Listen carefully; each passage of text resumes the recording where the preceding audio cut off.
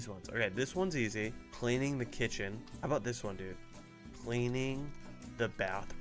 Dude, talk about a worse, like, that is the worst chore in the world, because I mean, the list is so long, right?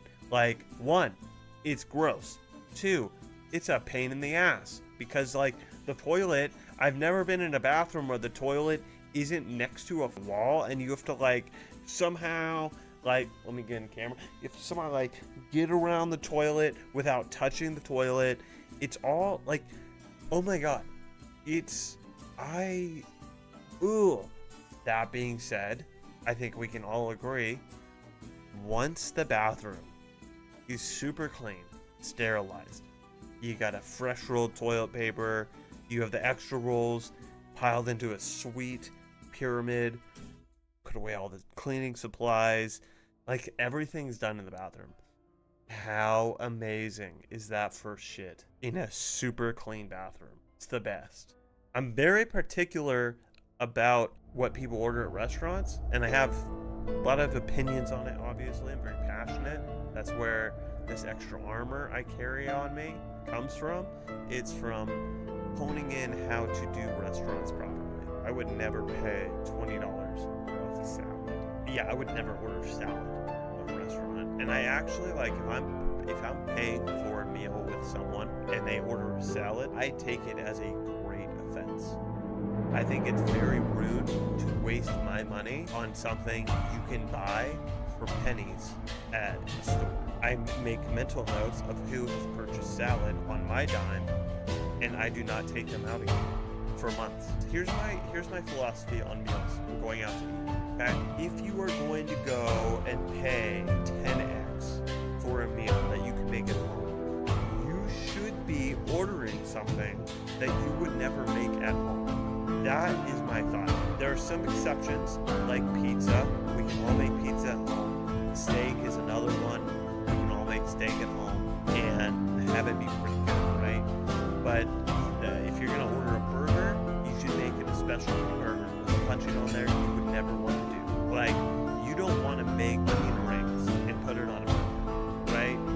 You don't want to do a punching on a burger at home, so you should be buying all those specialty burgers at restaurants. And it's not our fault. We want to be fair. These decisions are like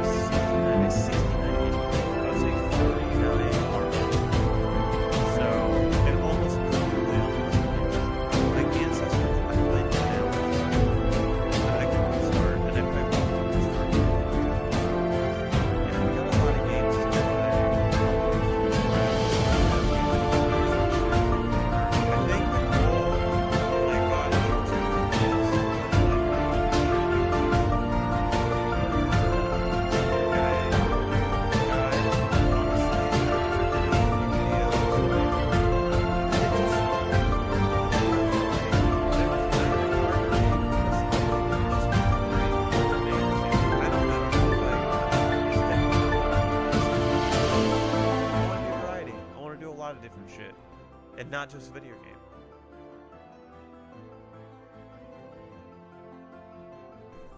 Good morning. Good morning. You just missed a loud F word. That's it. Nothing else. Just a loud good morning and F word. Because I realized I was muted. Again. Like always. Good morning. Hello. How's everybody doing? How fun was yesterday's game? Megabonk. Played it yesterday. Really good time. Definitely excited to play more of it. Maybe later today. Maybe. Maybe not. I'm gonna be playing Silent Hill today, which I'm so stoked about. I've never played a Silent Hill game, so this will be fun. And it supports controller, which is good, because I don't know the mouse and keyboards. Don't know how any of that works. Well, I'm stoked it's Friday.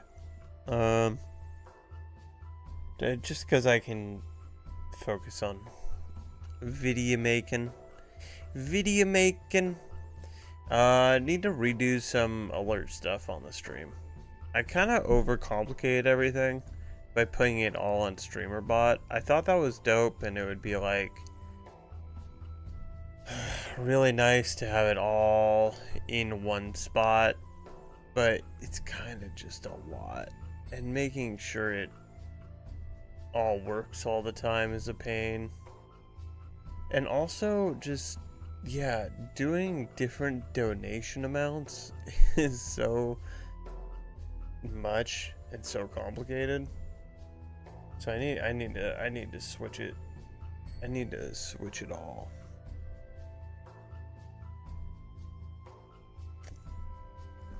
Need to switch it all again to one other thing, like something else. I don't know. Fuck. I switched it so many times. All the alerts, all the notifications, all the whoosy whatsies. I've done it all. Done it all so much. It's kind of frustrating at this point. Let's get into some morning games.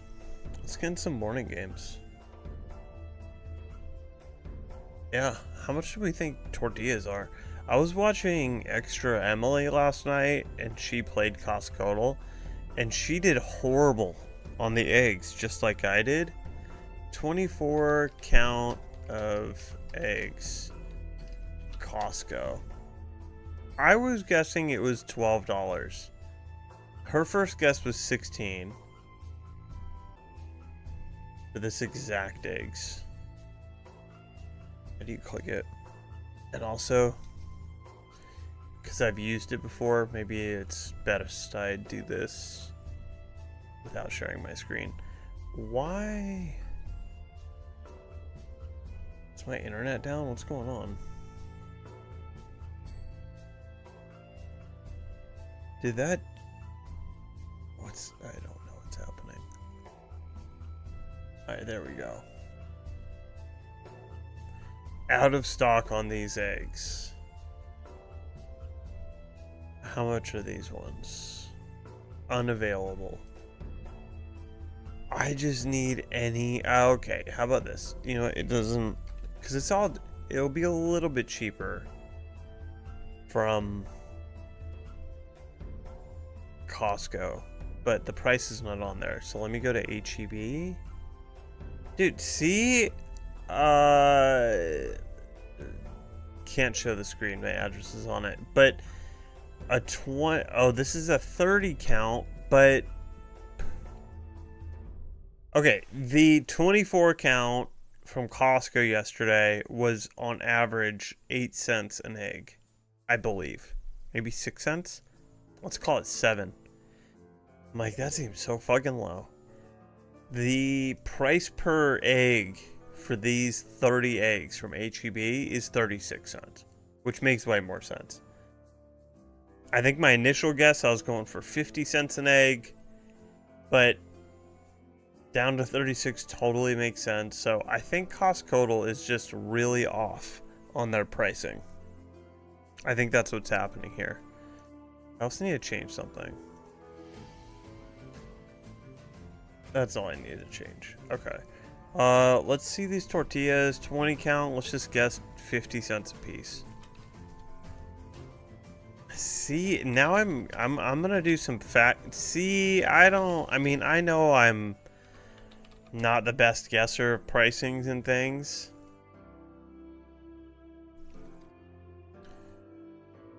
Fuck. Okay, these are that is just how much they are. They're like $5. Okay. It's trying to catch Costco. Trying to catch them. Is this Poseidon? I don't think it is. How do you spell Is it Poseidon?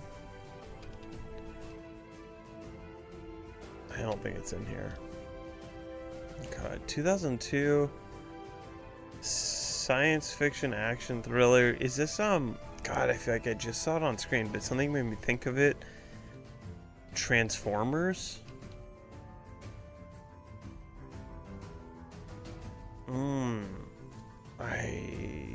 King Kong? I don't know. Probably not. Probably not. Probably not. Not from 2002. Steven Spielberg! I'm kind of on it, dude. What is this? Fuck, I don't know any of his movies, dude. I don't know. Minority Report? He did that? I've never seen it. This looks like a straight up 88. Getting Hot. Oh, that's not a good sign. 80? Shit. 77. Yeah, off by a bit there. Off by a bit. What is this? Does this look familiar? I don't think it does. No. No, I have not seen this. Half Nelson.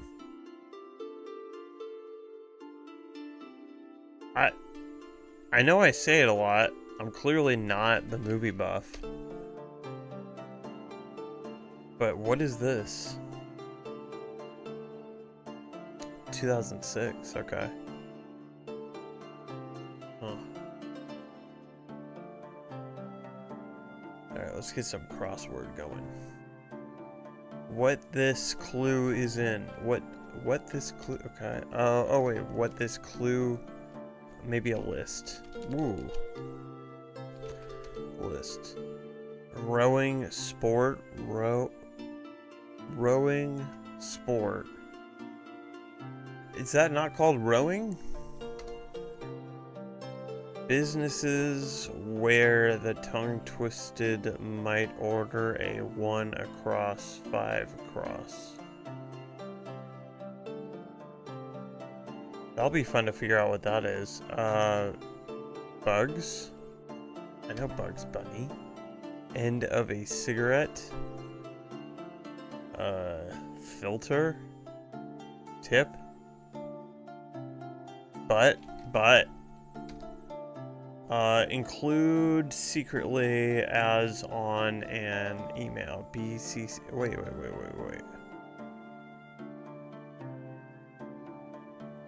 So, isn't it BCC? So what would this be? Bold. Oh, they bolded it. They bolded it. Okay. Toothbrush brand. What is it? Or what is that brand? Oral-B, I thought. Oh, so, wait, it could be. I think it is.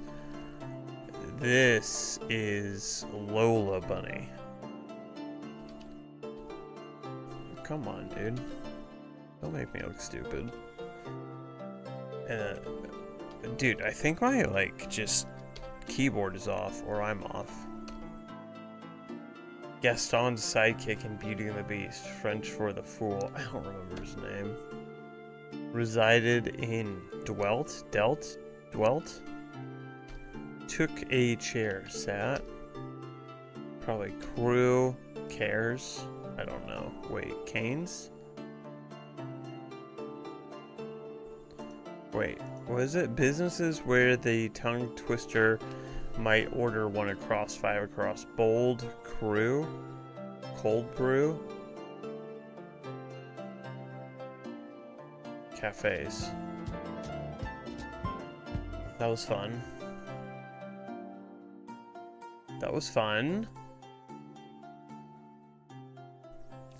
As old as time. Your mom.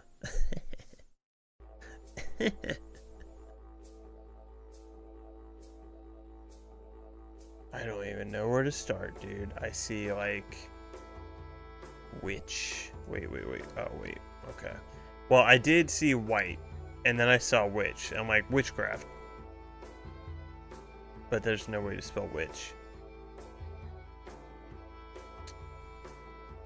Let's just start with one hint.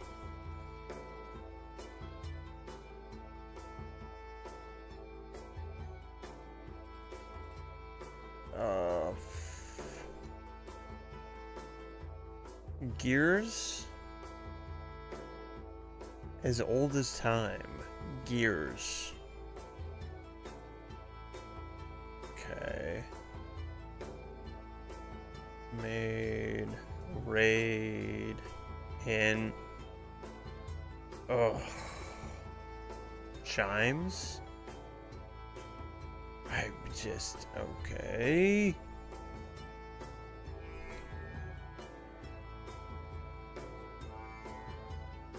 I don't think today's our day.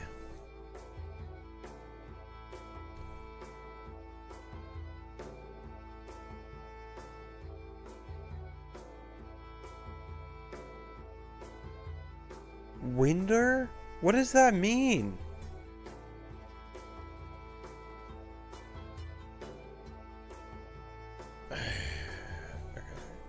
Pluck. Duck. Luck. Hint. Weights. Grandfather. Grandfather clock. Yo, that's kind of sick. It looks like a grandfather clock. It looks like a grandfather clock. Pendulum. That's pretty dope. I like the way you did that. Connections. Let's go. Let's go. Alright. Blonde sun, word pale, dim cream, brown rice, black, light, faint, beat, whisk, polar pool, whip. Whip. Whip.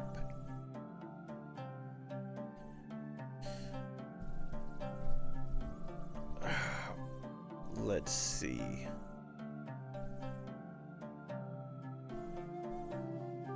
Well,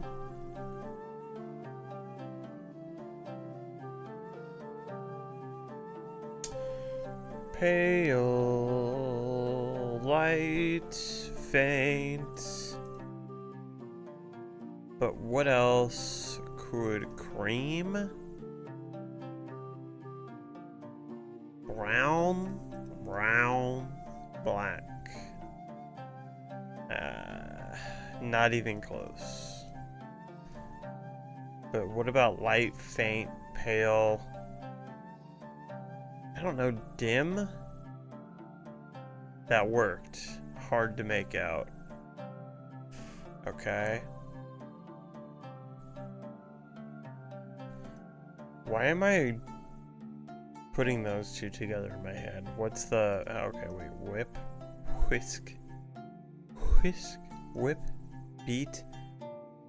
And...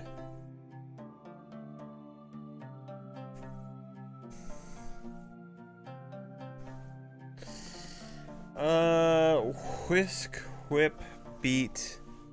I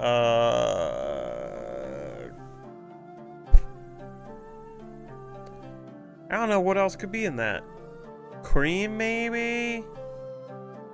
Try cream. Like, okay, it was stir vigorously. So now,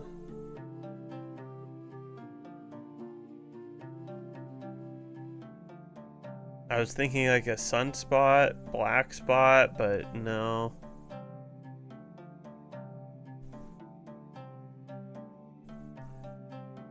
I mean, okay, wait. Brown, black. I'm thinking of coffee. Maybe rice, but I don't know. That's a stretch. It's like rice coffee.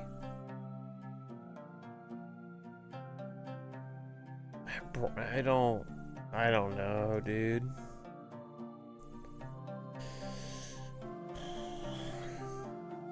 Word.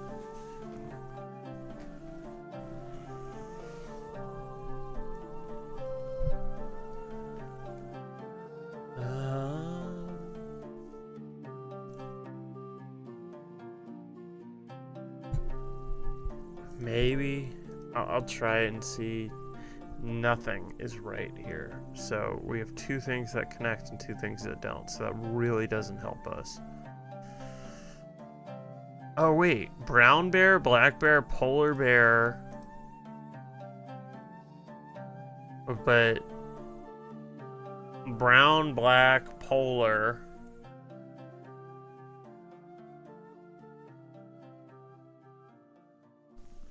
Black bear, brown bear, polar bear, sun bear, word bear, blonde bear, pool bear, rice bear.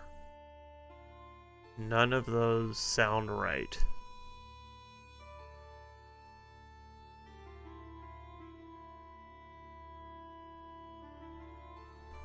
Okay, well, it can't be blonde or rice. Right? It has to be sun, word, or pool. Maybe a sun bear? I don't know what that is. But it sounds better than pool bear. What is a sun bear? Sun bear. There's such thing as a sun bear. And they're fucking dumb looking, dude. What is this? Deep in the heart of Southeast Asia's jungles lives a bear like no other. Hold on, let me... What is this? Word, blonde, pool, rice. Dirty. Really? Okay.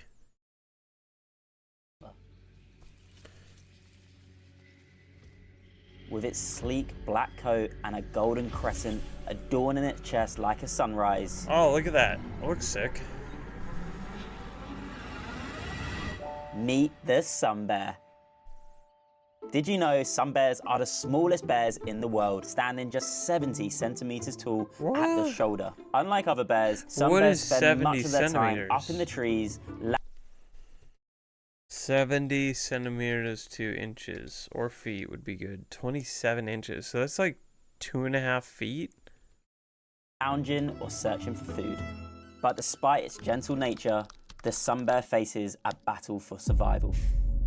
Today, fewer than 10,000 sun bears are believed to remain in the wild. What? Many are captured as cubs, sold as exotic pets, or left to suffer in bad conditions in captivity. No. This species, so vital to the jungle ecosystem, is vanishing before our eyes.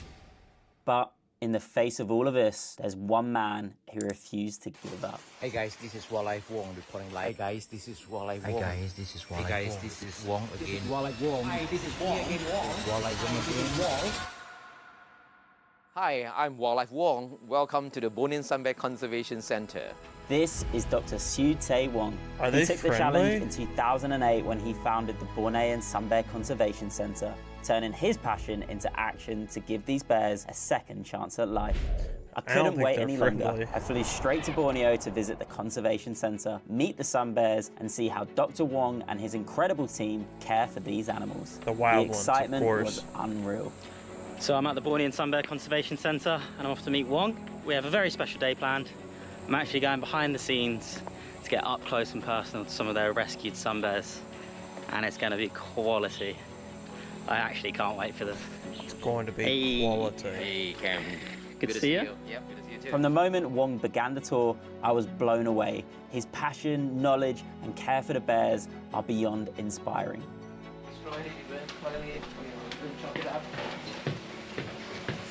So this is it. Wow. Located in Sepalok on the island of Borneo, the centre is nestled in the heart of lush tropical lowland forest with towering trees reaching heights of 30 to 50 metres, an ideal habitat for sun bears. They have over 40 rescued sun bears here at the facility, and they have these beautiful enclosures that you can see behind me. Super natural, where they can climb super high, especially when it's raining like today, to get out of the rain and protect themselves. But there's just so much space for them to roam around and live a happy life. So I'm just looking over here, and there is a sun bear, just real high up in the tree over there, Not yourself. just flat out asleep, and it is epic to see. Yeah, well, show us. Proper snoozing. It's about midday here, there's a bit of rain, so they're expected to be nice and high to find shelter in the canopies. And there's one there just loving life, fast asleep, happy as can be. So I'm gonna set the drone up Vloggers are so fucking annoying. and try and get a nice action shot of her.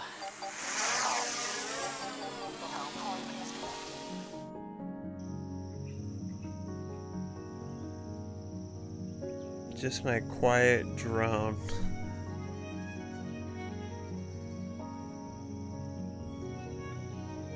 Damn, look at that tongue. That's crazy. They really are happy little bears. You just can't help but love them. Some bears are arboreal, spending much of their lives high in the canopy. With their long curved claws and powerful limbs, they are excellent climbers, often building nests in the trees for resting or even sleeping. Living up high offers them a crucial advantage, helping them avoid predators like tigers and leopards, whilst also giving them access to plenty of food, like fruits and insects. And get this, they have an incredibly long tongue, up to 20 centimeters. Perfect for extracting honey and insects from even the hardest to reach places. I had to get my camera out to get some photos of them. That's cute. No way!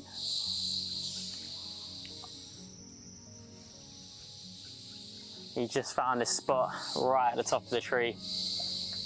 Legs dangling, head resting. I kind of wish that was me right now. It is humid here. Wow. I got the shot I wanted as well, which is what I had in my heart set on when I came out here. I wanted to get a shot of a sun bear climbing a tree, kind of looking straight at me, and I managed to do that. I also got the video as well of it coming down. It's quite funny when they're coming down. It's like they're going down a fireman's hole. They look like humans.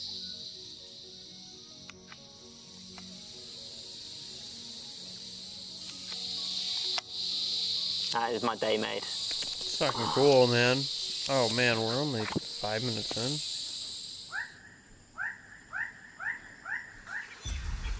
On day 2, things got even better. Wong prepared to welcome visitors, and I finally got to see him in action, sharing his love and knowledge of sun bears with the world.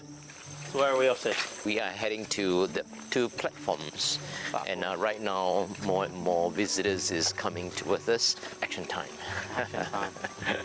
And I need to tell you that this is my lucky hat. Lucky hat. I've been wearing this hat for the last, 18 years? 18 years. Yes, 18 years. Yes, since 2005.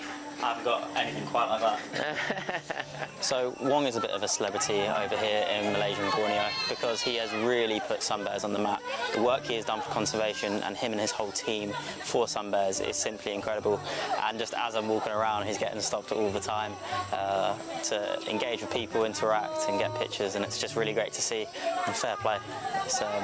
He really has done so much for sun bears. So far, 67 bears has been sent to us over the last 14 years, and 11 bears being released back into the wild.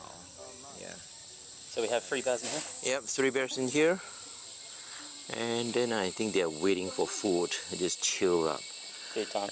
Yeah, we had rainy days for the last few days, and today's sun comes out, so lots of bears are like basking under the sun. Yeah.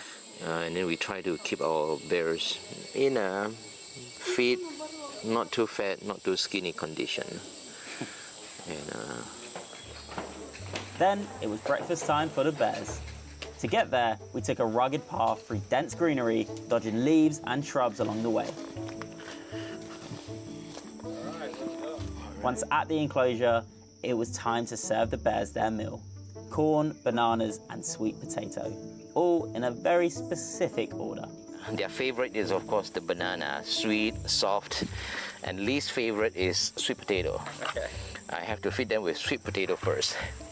Okay, you go and have your sweet potato. Yeah, this is the least favorite food, but they have to eat it. You know, it is hard, unboiled. It's good for them when they eat it. It's hard objects. Clean up their teeth really well. A banana? Yep. Fast, up to you. It's okay. Yeah. Yeah. I love the noise they make. Is that basically saying back away from my food? Yeah, it's like, this is my food. Stay away. Stay away. I get like that. Yeah. As we moved onto the next group of bears, I was introduced to Fulong. Hello, boy. Good morning. Look how tiny they are. And what's the story of Fulong? Okay, so Fulong, you see there is a scar on his wrist. It is a self-inflicted wound actually. Well, he was captured when he was really tiny, and then when he opened his eye he saw humans, and I believe humans imprint on him. When he first came here, I don't think he know he was a bear, because he always want human attention. If there's no people around, he'll like cry and cry and cry. I raised him up, I bond with him, and then after the bonding established, I walk him in the forest. When I walk in the forest that day, he got a scratch on his belly, and then the vet come and treat him. And after the wound healed, he opened up a wound on the other side in order to have the attention of the vet to come and treat him. No way. This is the kind of animals that we are dealing with. Not only physically damaged bears, but mentally all of these bears suffer from various degrees of PTSD, so to speak, because they have witnessed the brutal killing of their mother and also being kept in a very alien environment. That's crazy. That bear was hurting itself to get some human attention. It sounds like some humans. I was lucky enough to get a tour of the bear houses with Wong, where he explained how the team run the facility. So this is our kitchen, and right now the most busiest times of the days is in the morning. In total, we usually have 4 feedings for our bears. Each bear's needs are carefully managed, with a massive chart in the kitchen outlining food quantities and which bears go in each enclosure. It's God all damn. incredibly organized to make sure every one of the 43 bears is well taken care of. They prepare a mix of foods and enrichments, greens, tomatoes, pumpkin, and even frozen icicles packed with treats to keep the bears engaged. For the older bears with bad teeth, the team blends up pureed foods and oatmeal to make it easier for them to eat. Wong also showed me their unique use of spices, which adds variety for sensory enrichment, helping keep these rescued bears mentally stimulated. So we've just gone for a wander behind the scenes, and the setup here is absolutely massive. They have 3 on-show enclosures, which is open to the public for the visitors to see, and you have 7 offshore. We have 7 offshore, yeah. And behind us is all the houses. Yes, the 2 bear houses. And right now is the rain coming. And now it's Yeah, we are the rainforest, so it rains, yeah, quite starting to often. rain. We should probably get inside now. Yeah, it's okay. Yeah, let's go.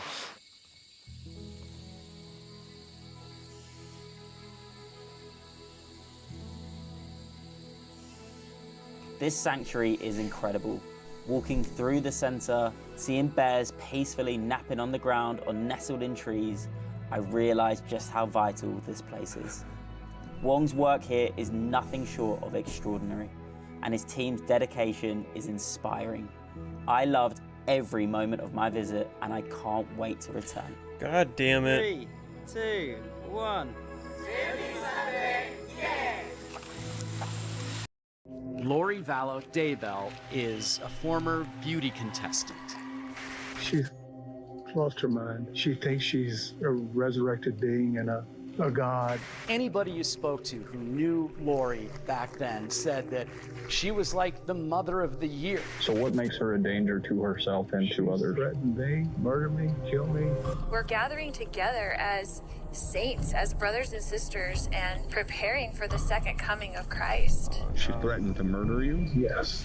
6 months later, Vallow was shot and killed. Police say they found a man with gunshot wound who was later pronounced dead. The first death that kicked off this multi-state mystery. Inside is Lori Vallow's husband, dead on the living room floor. What happened today? How did it get to this? She said, "You're not Charles. I don't know who you are, what you did with Charles, but I can murder you now with my powers." So how does she pose a threat to your children?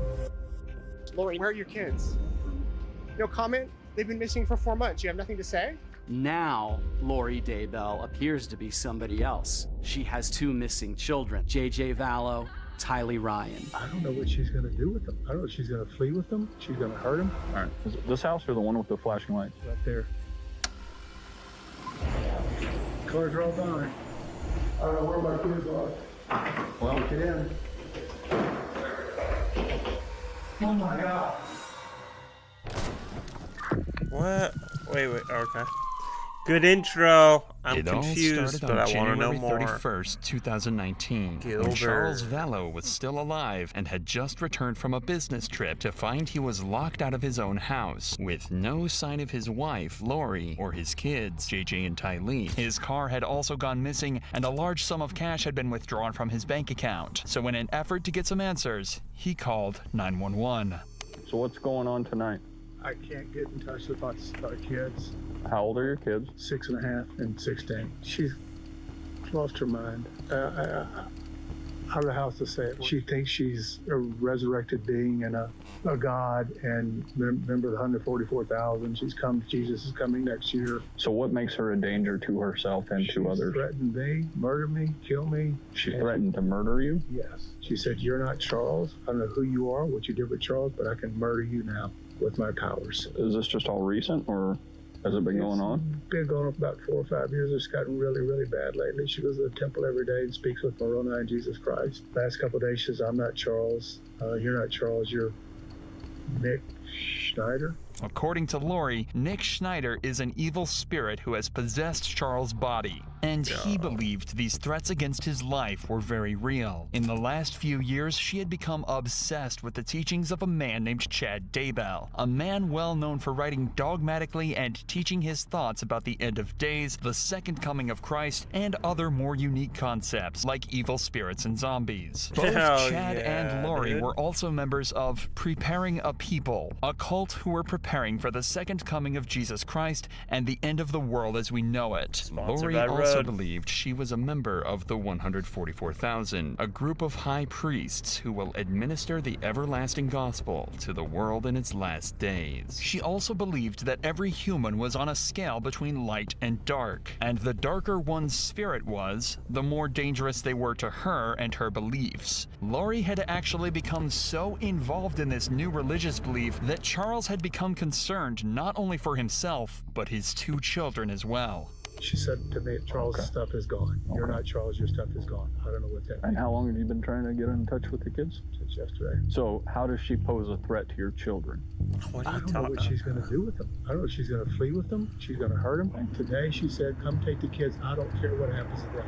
I just want to see my boys okay, and she's got a pickup order. A pickup order can be obtained after one parent fails to deliver a child to another parent. As Charles has not heard from his kids in days, he felt he had no choice but to take action. The cops then helped Charles get back in the house, but it was too late, as Lori and the kids were gone. The very next morning, Charles called 911 again, this time directing them to a hotel in Gilbert, Arizona, where he believed Lori was hiding out with JJ and Ty Lee. This time, though, Charles had managed to obtain an emergency mental health petition, a note that would require Lori to check into a mental health institution and undergo assessment. What's going on? Why is she here and you're not here, or are you staying here with her?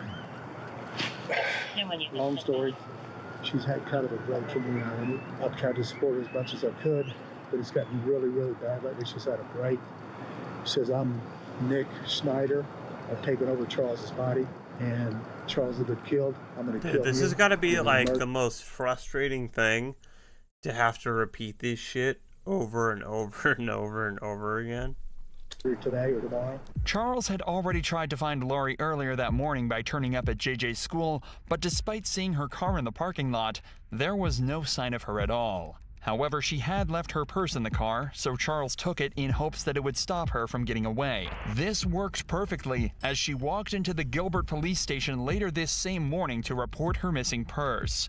But her version of events was much different. So this morning when I took my son to school, like he was waiting somewhere and like stole my purse out of the car, my whole purse. So my phone, my wallet, my money, my everything was in there. What is it like that motivates him doing this kind of stuff? Does he say why?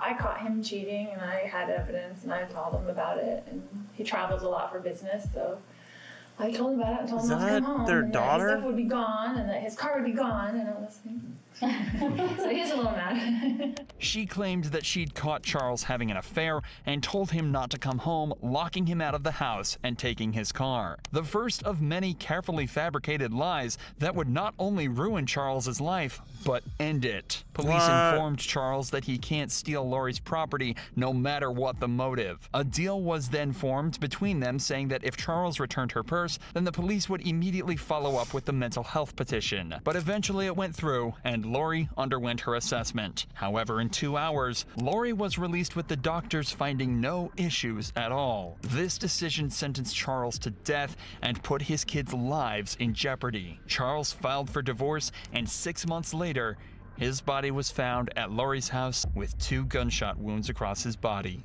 The fate of his children was now in the hands of their delusional and dangerous mother. Hey, team, we got one subject down, apparent gunshot wounds to the chest. He's right here in the living room. Firearm's gonna be in the front door, in the front bedroom, laying on the ground next to a case. You wanna stay in here? I'll see if I get this guy's info. When Charles's body was found, an investigation determined the shooter to be Alex Cox, a man who just so happened to be the brother of Lori Vallow. What's going on? What happened? He came at me with a bat. Okay. Was he living here or visiting? He came to pick up his son. Okay, is his son inside? No. My sister took him to school. Okay, so it was just you at the house? Yes. And he came, how long, what time did he come to pick up the son? I don't know, 20 minutes ago maybe.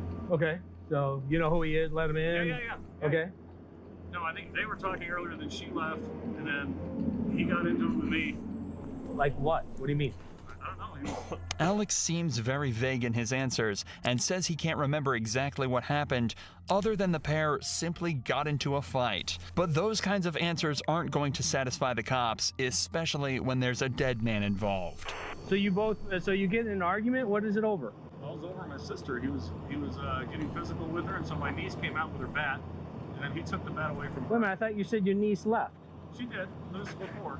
So before your sister and your niece left, yeah. At some point your sister and her husband are arguing. Yes. Verbal argument. And then your niece pulls out a bat? Well, it wasn't verbal. He was getting close, and she came out to defend my sister with her bat.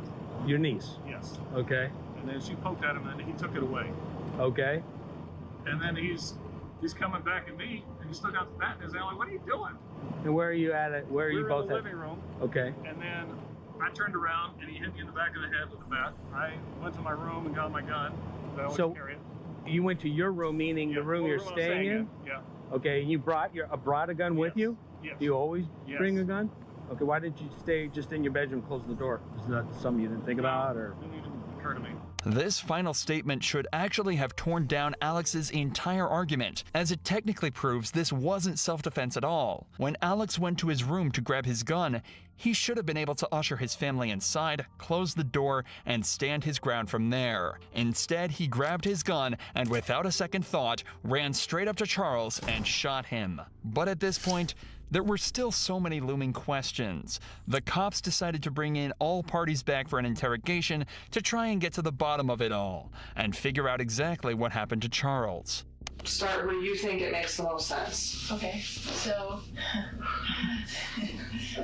we moved into this house 3 weeks ago because he offered to get me a house here where all my family is. We were in Houston. We had decided to separate or whatever, so he's like, well, I'll pay for a house for you and for JJ and whatever, because he's all about JJ. He's never about Tylee, but he's all about JJ. Because we adopted him together. He's his great nephew. We adopted him as a baby. He came when we first moved in and brought me stuff from Houston, like a U-Haul, and then he hasn't been back. But it's all these threats on my phone all the time, you know, like whatever, all these things.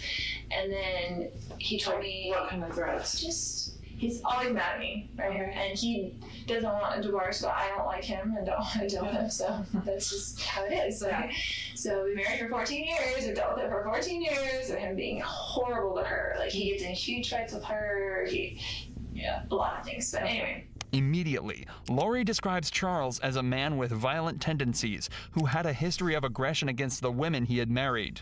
If she can convince detectives that Charles had a temper, it would make their version of events even more plausible. So he went back to the Houston house, and he's like, I'm coming on Wednesday night, and I'm gonna come pick up JJ and take him to school Thursday, pick him up Thursday, take him Friday, whatever. And I said, Casey wanted to come to the house, and I said, you can't come stay at this house because you can't get along with Tylee. She's a minor, and she has to live here. Yeah. So because he gets in huge fights with her. Okay. And she hates him. And so like, you can't stay at the house, so I will book you a hotel, because he stays in hotels all the time because he travels for business, and the business pays for it. What does he do? He works with teachers and their retirement plans, but he goes to them at their school. He mostly works in California. Okay. He has like books of business in different areas, and so he just goes wherever. Okay. It kind of just gives him freedom that he doesn't have to stay home every day and take care of special needs. Yeah. It's like an excuse, right? Sounds like a travel job, not really like an excuse. I'm like, oh great, here we go, you know. And then JJ was like, oh, Dad. And then he was like, Mommy, and like ran to me and like holding me. He's like, you're not taking me to school. And I was like, it's okay, Dad can just drive you to school. It's not a big deal. You know, just trying to make it whatever. Yeah, calm. And then he was just being real smirky and real like jerky, you know, to me. And I was like ignoring him, whatever. And so he was like, But your brother lives there with you? No. Okay. He had stayed with me last night because I was worried he was going to come over and cause trouble with me. Okay. Just wanted someone else there, like my brother there, because I trust my brother. They would claim self-defense as the reason Charles was killed. And as the cops continue to question Lori, they start to believe this even more. He goes nuts. He's gone nuts on us a lot of times. Tylee and I have had to leave with JJ over the years probably 5 times and just stay in a hotel for 2 days because you don't know what's going to set him off. Like, she's mad at me for always like going back, but we had JJ and he's special needs and it's really hard. Like, it's even hard to take care of by yourself. So you thought, and I don't want to put words in your mouth, but you thought it was possible that he was going to hurt you? Absolutely. He was going to hurt me and Tylee. Okay. Not JJ. He never hurt JJ. Okay. And he hurt my brother. Like, he was going like ballistic about it. Was bad. Okay. An angry husband losing his temper during a divorce is not uncommon, and feuding couples often come to blows, making her story more and more convincing. But according to Charles's ex-wife Cheryl, this was not the man she knew. She says they were married and divorced, and not one time, not 1 second, was he ever physically threatening to me, directly contradicting what Lori is saying. You say he goes nuts. That can mean a lot of different things. Right. So, physical violence. He's never really, besides like grabbing us and pushing us, but not like punching us or something, but with Tylee, he has gotten physical. Okay. He went like he was going to hit her, but then I got in between them. So this morning he comes back in and... He comes back in, I wouldn't give him his phone. He was screaming at me to give him his phone. He was very worried about whatever was on his text that he did not want me to see. And so I was just holding it there, and he was screaming at me. And so Tylee came out of her room, upset, and she had a bat,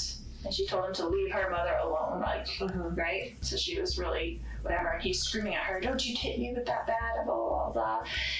And then my brother heard all the commotion because he was in there, and so he came out into the main room, and he's yelling at Tylee, don't you hit me with that bat, and blah, blah, blah. And so Tylee, I guess, I don't know if she swung at him or what, but he like grabbed the bat from Tylee and then went to like hit Tylee with the bat. It was, and I was right there, they were right there, and my brother grabbed him from behind, like just to stop him from hitting Tylee. They got into the thing, and he's hitting him with the bat, and they're on the ground, like grappling around or whatever.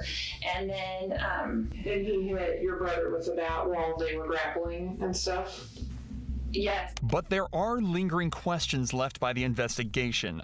One such example being that the autopsy ruled one of the gunshots impacted while Charles was on the ground. Imagine being in a situation where you have no choice but to shoot someone. You'd probably freeze up, and you'd do anything you could to avoid anything but incapacitating them, instead of finishing the job. So it seems strange that Alex decided to shoot Charles a second time when he was already flat on the ground. Furthermore, it also seems strange that it would take almost 45 minutes for anyone to call 911. Although she claims it was down to shock, this is conveniently just enough time to concoct an alternative version of events and a solid story to give to the police. Okay, so you hear the argument, you step out, what's the first thing that you see? Charles chasing after Lori Neal. Okay. Had Tylee already gotten the bat? Did he already have the bat? Okay. So Charles is coming towards Lori. He's coming towards Lori, and I shoved him back. Okay. I said, what are you doing? Because he's coming at her aggressively. Okay. He's a big dude, so I wasn't gonna. So he's coming at her. Yeah. And you shoved him back. Yeah. What happened right after that? So I went into the bedroom where I was staying, grabbed my gun, I came back. I said, put that bat down. And he's like, what are you gonna do? So you're gonna threaten me? I was like, no, I'm just gonna defend myself. So you put that bat down. And he goes, what are you gonna do like that? And he came at me. Okay. And he'd already hit me in the head. So you gave him, how many times would you say you told him to, like, put the bat down? Once. Once? Okay. And then he started advancing towards you? Yes. How many shots did you fire? I don't know, with the couple. One of Lori's friends later reported that Lori had said Alex believed her theories about Charles being possessed by evil, and the reason he was at the house at the time of death is simple. He believed Charles was going to try and kill Lori and moved in with her to help keep her safe. I didn't see the shot, I heard it, and then I came back around and I saw that he was on the ground. Okay. And I was freaking out. Yeah. It's fucking crazy because she seems hella normal. I just went into mom mode. I'm like, okay, I'm going to get JJ to school, I gotta get to the kids. I just went like, I gotta get to the kids. And so I just went outside and to see if they were in there okay. I didn't want them coming back in the house when all that was going on. And Tylee was like looking at me with like the crazy eyes, like what just happened. And I told her to get in the car and we're gonna take JJ to school. And I just left. When you came back in and you saw him on the ground, where was your brother? Did you see him where he was at? Yeah, he was right in front of him. Did your brother say anything to you at all? Do you remember? No, we were both just in shock. Okay. Like, it was just I didn't say anything. I went out with the kids just to check on them first, and I was going to come back in maybe, but I didn't. I was like, I just have to get him to school. Okay. And call the police and come back, you know. Did you or your brother say anything at some point about calling the police or calling 911? Do you remember? Yeah, he called me. Okay. And he said, are you taking JJ to school? And I said, yeah, we need to call the police. And he said, okay. Okay. So he called you when you didn't come back inside, basically? Right. Because I was like in the car for a minute, and then I was like, what do I do? It looks on the surface that an enraged Charles stormed the house and started shouting at Lori. Alex decided to intervene, fearing for his sister's life, but what started as a disagreement quickly turned into a fight, one that would end with Charles lying cold on the ground. And Tylee seems to back up what Lori and Alex said when she tells her version of events. I opened the door, and it was my stepdad, and he was just screaming at both of them, like, and so I just kind of stuck the baseball bat out there, and then he just grabbed it, and so I fell to the ground, and then my uncle kind of like, I saw him take a step back, so my uncle, I think, grabbed him and kind of took him back so he couldn't like do anything, and so my mom said to go with JJ, and so I ran out the door, and then I kind of just stood there, and then eventually my mom came out, and then I heard a noise, which I know what it was now, but it sounded like someone like took it and hit it really hard against the floor. Okay. So I just wanted to make sure that like my stepdad didn't do anything to my uncle and stuff. And so she was like, no, like I was fine, like we're just gonna take JJ to school, and I was like, okay. Despite Charles's lack of a violent history and how many times Alex nearly slipped up on scene, Lori's story, coupled with Ty Lee's perspective, was enough for detectives to officially rule this as self-defense. But the death of Charles Vallow was just the tip of the iceberg, and investigators quickly discovered that Lori had become entangled in the world of a seedy cult that would turn this seemingly perfect mom into a stone-cold killer. Lori, Nate Eaton with East Idaho News. Can you tell me where your kids are? Where are your kids? No comment. No comment? They've been missing for 4 months. You have nothing to say? Listen, just tell people what's happening. There's people around the country praying for your children, praying for you guys. Why don't you give us answers? That's great. Just days after Charles's death, Lori decided it was time for a change and moved the entire family across the country to Rexburg, Idaho. A strange choice at first, until you realize that this was the hometown of Chad Daybell, and Lori was now living minutes away from a man who had not only convinced her that her husband was evil, but was now beginning to spin the same evil stories for her kids as well. But this is when detectives met Melanie, Lori's best friend and another member of her cult. She was there to spill all the sordid details on their ideology and the beliefs that could soon lead to the death of Lori's kids. Chad had said that it's some childhood friend that Charles had, and that he died, and then he came back as he didn't ever leave. He was an unclean spirit that got trapped on the earth, and he was now attached to him for years, and he'd been studying him, right, and his behaviors and stuff like that. And so then he pushed his spirit out of the body and took over. That's what he said. Pushed Chad, Charles' spirit. Yeah, so his spirit now moved on. So she believed that Charles was gone. He was already gone. So she was treating him like he was Zack Snyder. This is all extremely confusing, but simultaneously eye-opening, as it gives us a direct window into what Lori believed about her own family. Apparently, she thought Charles was possessed by a dark spirit, and by that point, he was already gone. The problem is, she thought the same for her children. Charles had corrupted them, and they'd turn into zombies. So you mentioned zombies. Yeah. Was that ever a term that you were exposed to by them? Mm-hmm. Okay. Tell me more about the zombie. She said she had a dream once, an earthquake happened in Utah. People that fell on the earth, if they were able to get rid of all the zombies in the world, then those zombies wouldn't get into those dead bodies and come back. I remember one time she took a map and she's like, okay, here's the United States. We're gonna do a prayer. Let's find out how many zombies are in Arizona. Okay, there's 20,000. I don't even remember the numbers, it was so out there. And then she'd say a little prayer, whatever words she'd come up with that she thought were powerful. And then he would check, oh, somebody died. Look, you can come find out.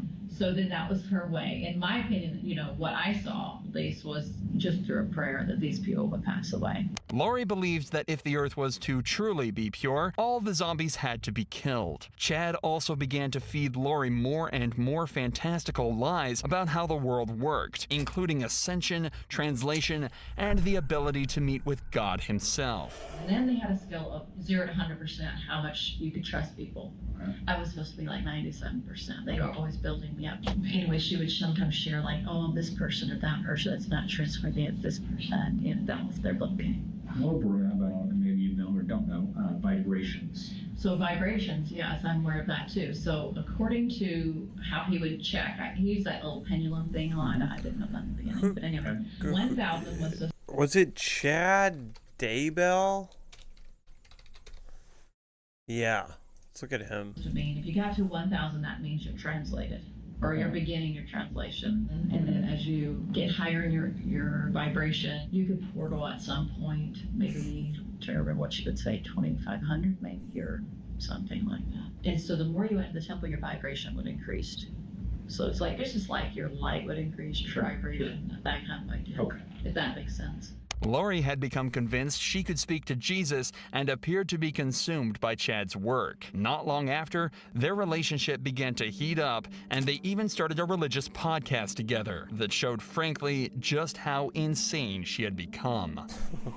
I too have seen the resurrected Jesus Christ, and he has told me my mission, and he has sent me to help people and lift them in their missions. Over time, Lori had become more outspoken with her beliefs of zombies and began to tell her friends about how many people had been consumed by evil spirits and demons. Lori then started telling her friends that her son JJ's behavior had changed, and that he had started telling her he loved Satan, as well as becoming more disruptive in the home. Had police listened to Charles Vallow when he feared for JJ and Tylee's lives, then they could have prevented the series of tragic events that followed. Only days after moving to Rexburg, Lori, Alex, JJ, and Tylee visited Yellowstone Park. This was the last time anyone saw Tylee alive. Things became even stranger on September 17, 2019, when JJ was spotted running into his Idaho home on a neighbor's door cam, never to be seen again. Months later, people started to realize that they hadn't heard from JJ in a long time, and Charles' parents called 911 to alert the police of his disappearance. Lori was caught lying to officers on November 26th after they had made a welfare check on JJ. According to Lori, her son was with her friend Melanie back in Arizona,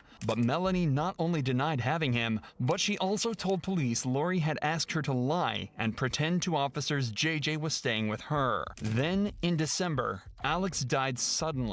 His death was ruled as natural causes, but the amount of death and strange occurrences involving Lori was reaching impossible levels of coincidence. By this time, police were also extremely concerned for the welfare of JJ and Tylee, so Lori was served an order in January 2020 forcing her to prove that they are safe and well. However, the deadline came and went, and Lori was arrested 3 weeks later and placed on a bail of $5 million. But even after the arrest, both Lori and Chad remained silent and refused to give up any information on the kids. But finally, a further 5 months later, the police would get their answers when detectives initiated a search of Chad Daybell's property. There, they found the bodies of JJ and Tylee. Oh my JJ's body was dude. found wrapped in duct tape and placed in a plastic bag, while Tylee had been dismembered and burned in a fire pit before being buried. Police arrested Chad immediately, and Lori's trial began not long after. It took another 3 years, but eventually she was found guilty of first-degree murder, conspiracy to commit first-degree murder, and grand theft over the deaths of her children. Lori was far from remorseful in a bizarre statement she made to the court after she was sentenced. My beautiful children, Tylee Ashlyn and Joshua Jackson, rest safely this day in the arms of Jesus. And I look forward to the day when we are all reunited and I too will rest with them in the arms of my Jesus. Thankfully, this evil mother, if you can even call her that anymore, won't be getting out anytime soon, as she was sentenced to 5 consecutive life sentences. Damn. She's not finished in the courtroom yet, though, as her trial for murdering Charles is set to start in April 2024. As of March 2024, Chad Daybell is yet to go to trial, but he could be facing a similar conviction and a lifetime behind bars. Whew, Jesus. You're with Brandon. Rachel. Rachel. Jeremy. This is 21-year-old Brandon Reisner, standing alongside his 2 parents. For the last 6 hours, Brandon has been on the run from police after brutally killing his best friend. He's up the fence. Hold on. Head back towards Collinwood. Hold on one second. Well, like a minute.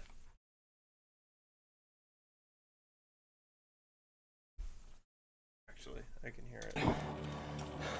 And as Brandon's parents learn their son is an alleged killer, all they can do is pray as they patiently wait for their son's fate. Rachel, Jeremy, if y'all can have a seat out here. Would you like to talk in private?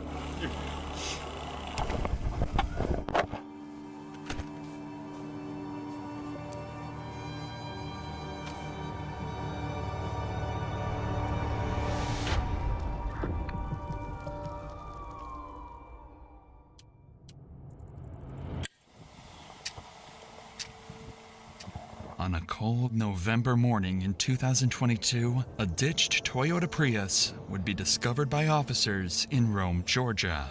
There's nothing. That's what I was looking for. There's nothing. Why this car was ditched in the middle of a creek is something police were yet to figure out. Y'all don't think he's in there? No, I didn't know there. Okay. Son's name's Aaron Davis. Supposed to be coming to Rome to see some friends and going to Alabama to see his girlfriend. I don't think he made it there. Nah. I wonder where he's at. Why his car down there?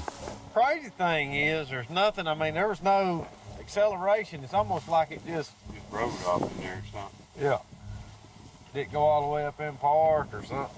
Yeah, I mean, there's lights on like it's, but it ain't running. I rode over here to see what was going on. He was down there changing out the trash. A tow truck would eventually come and lift the vehicle out from the creek, and upon searching the license plate number, they would discover it belonged to 21-year-old Aaron Davis. Luckily, the town of Rome, Georgia is relatively small, and officers were already familiar with the name, so Lieutenant Sailors would give Aaron's father a call a few minutes later. Then he's got to go up to visit his girlfriend in Alabama after that. Okay. Yeah, can you see if you maybe can get a hold of him and check in with him, see where his car's supposed to be? So you just found the car abandoned there? Yeah, it's actually off in a little ditch. We're in the process of getting it out. I don't think there's anybody in it right now. Aaron's car being ditched is just as much of a mystery to his father as it is for the police. However, he did have some useful details he was able to give the lieutenant following this call. The night prior to this footage, Aaron went to visit his longtime friend, Brandon Reisner. The two had been friends since middle school, and their friendship continued all the way through college. Aaron had just recently graduated from Brigham Young University, so his over 60-mile travel to visit Brandon was meant to celebrate the new start to adulthood. But ever since Aaron had left for Brandon's house, nobody had heard from him, and his phone would go straight to voicemail. All of these strange mysteries would lead Aaron's father to file a missing persons report, and an investigation to find Aaron would officially begin. First, and most obviously, police would give Brandon Reisner a call, as he was supposedly the last person to have been in contact with Aaron. Hey, I'm Lieutenant Sailors, Rome Police. You doing all right today? Yes, I am. I'm looking for my friend right now. Yeah, that's what I was calling about. You hadn't heard from him? I have not. I've tried calling him and it's just gone straight to voicemail. And I heard he was at Heritage Park, so that's where I'm at right now. So I'm looking around. Do you guys know where the car was? Yeah, it was in a ditch over there. When's the last time you saw Aaron? I saw him last night. About what time? Well, we started drinking around like 12. Noon. He started throwing up pretty bad. He told me to leave him alone. I guess I woke up around like 1 or 2 a.m. And that's when I saw that his car was gone. All right. Well, if y'all hear from him, let us know, okay? Yeah, thank you for the help, sir. All right. Bye-bye. Brandon's story made complete sense, and he even claimed to be actively looking for Aaron at the time of the phone call, as any good friend would do. It seemed like Brandon was clearly the person they needed to speak to further in order to get to the bottom of Aaron's disappearance. Depending on the So situation. a few hours later, they showed up, unannounced, at Brandon's house to get more answers about what happened the night before, this time face to I face. wouldn't be out looking for my friend, dude. Hey, what's going on? I'm Officer Gar with the Rome Police Department. We're following up on all this. Can you walk me through what's going on? Just make sure we're all on the same page. We started drinking around 12 yesterday. Yeah, it's you and Aaron, right? Yeah, me and Aaron. Okay. Anyone else with you guys? And went to Doris, and I had bought some red wine. Yeah. And came back here, started drinking red wine. He doesn't drink too often, so yeah. He had gone upstairs and was just puking everywhere to the toilet. It was like standing up and puking for some reason. I went downstairs and he told me that he doesn't need any help. I went downstairs, dropped a bottle, cut my pinky, and I went to the urgent care this morning, took a shower, went to bed. Okay. And then woke up 1 to 2 a.m., and his car was gone. Despite Brandon's strange demeanor, Aaron's actions last night connect with the ditched car and lack of response for the last 12 hours. If Aaron was a light drinker and got heavily intoxicated, who knows what he could have done while completely by himself. So, how long have you and Aaron been friends? We met when I was in 5th grade. Okay. And then we became more like close friends, I'd say, like around freshman year. We're still trying to find him. I don't know. You know, he may just be staying at a hotel, sleeping off whatever happened last night. Yeah. It doesn't necessarily mean he's in danger or anything like that. You have any problem with us checking inside the house? No problem at all? No ferocious iguanas or anything? No. You never know, man. People have all kinds of pets. The officer would search the house and find some interesting discoveries. Several doors would be locked, specifically the door leading to Aaron's room, where he supposedly threw up several times. This was strange, so Brandon would be called inside to help get them up to Aaron's room. Do you mind coming in here with me so you can just show me where I'm going and all that? Yeah. Just makes it a little bit easier. The bathroom is up there that he was up checking in. I got you. Oh, Lord. Is that what's in the laundry right now, I guess? Okay. Officers would notice a strong chemical smell coming from the room and find excessive amounts of cleaning supplies. But all of that would mean nothing compared to what they found next.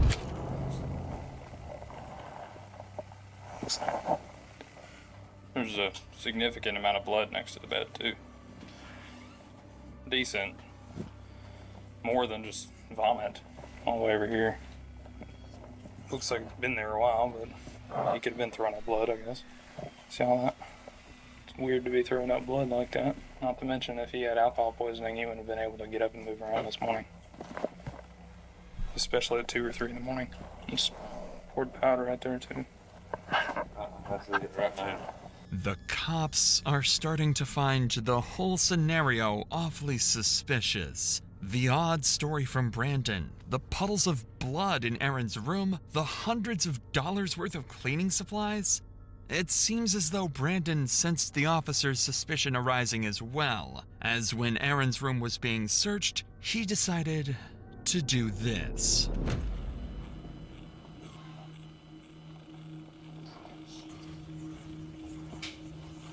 Oh, my knees.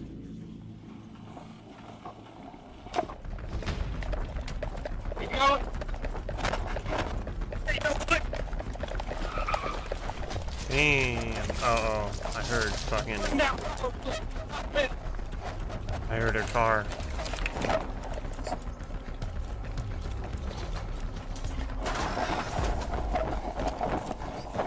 He jumped the fence.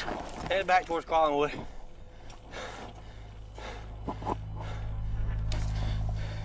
Somewhere between LaPorte and Eastnine, gotta be in these houses. Go up to the house, get in the backyard. Okay. Possible 1043 suspect.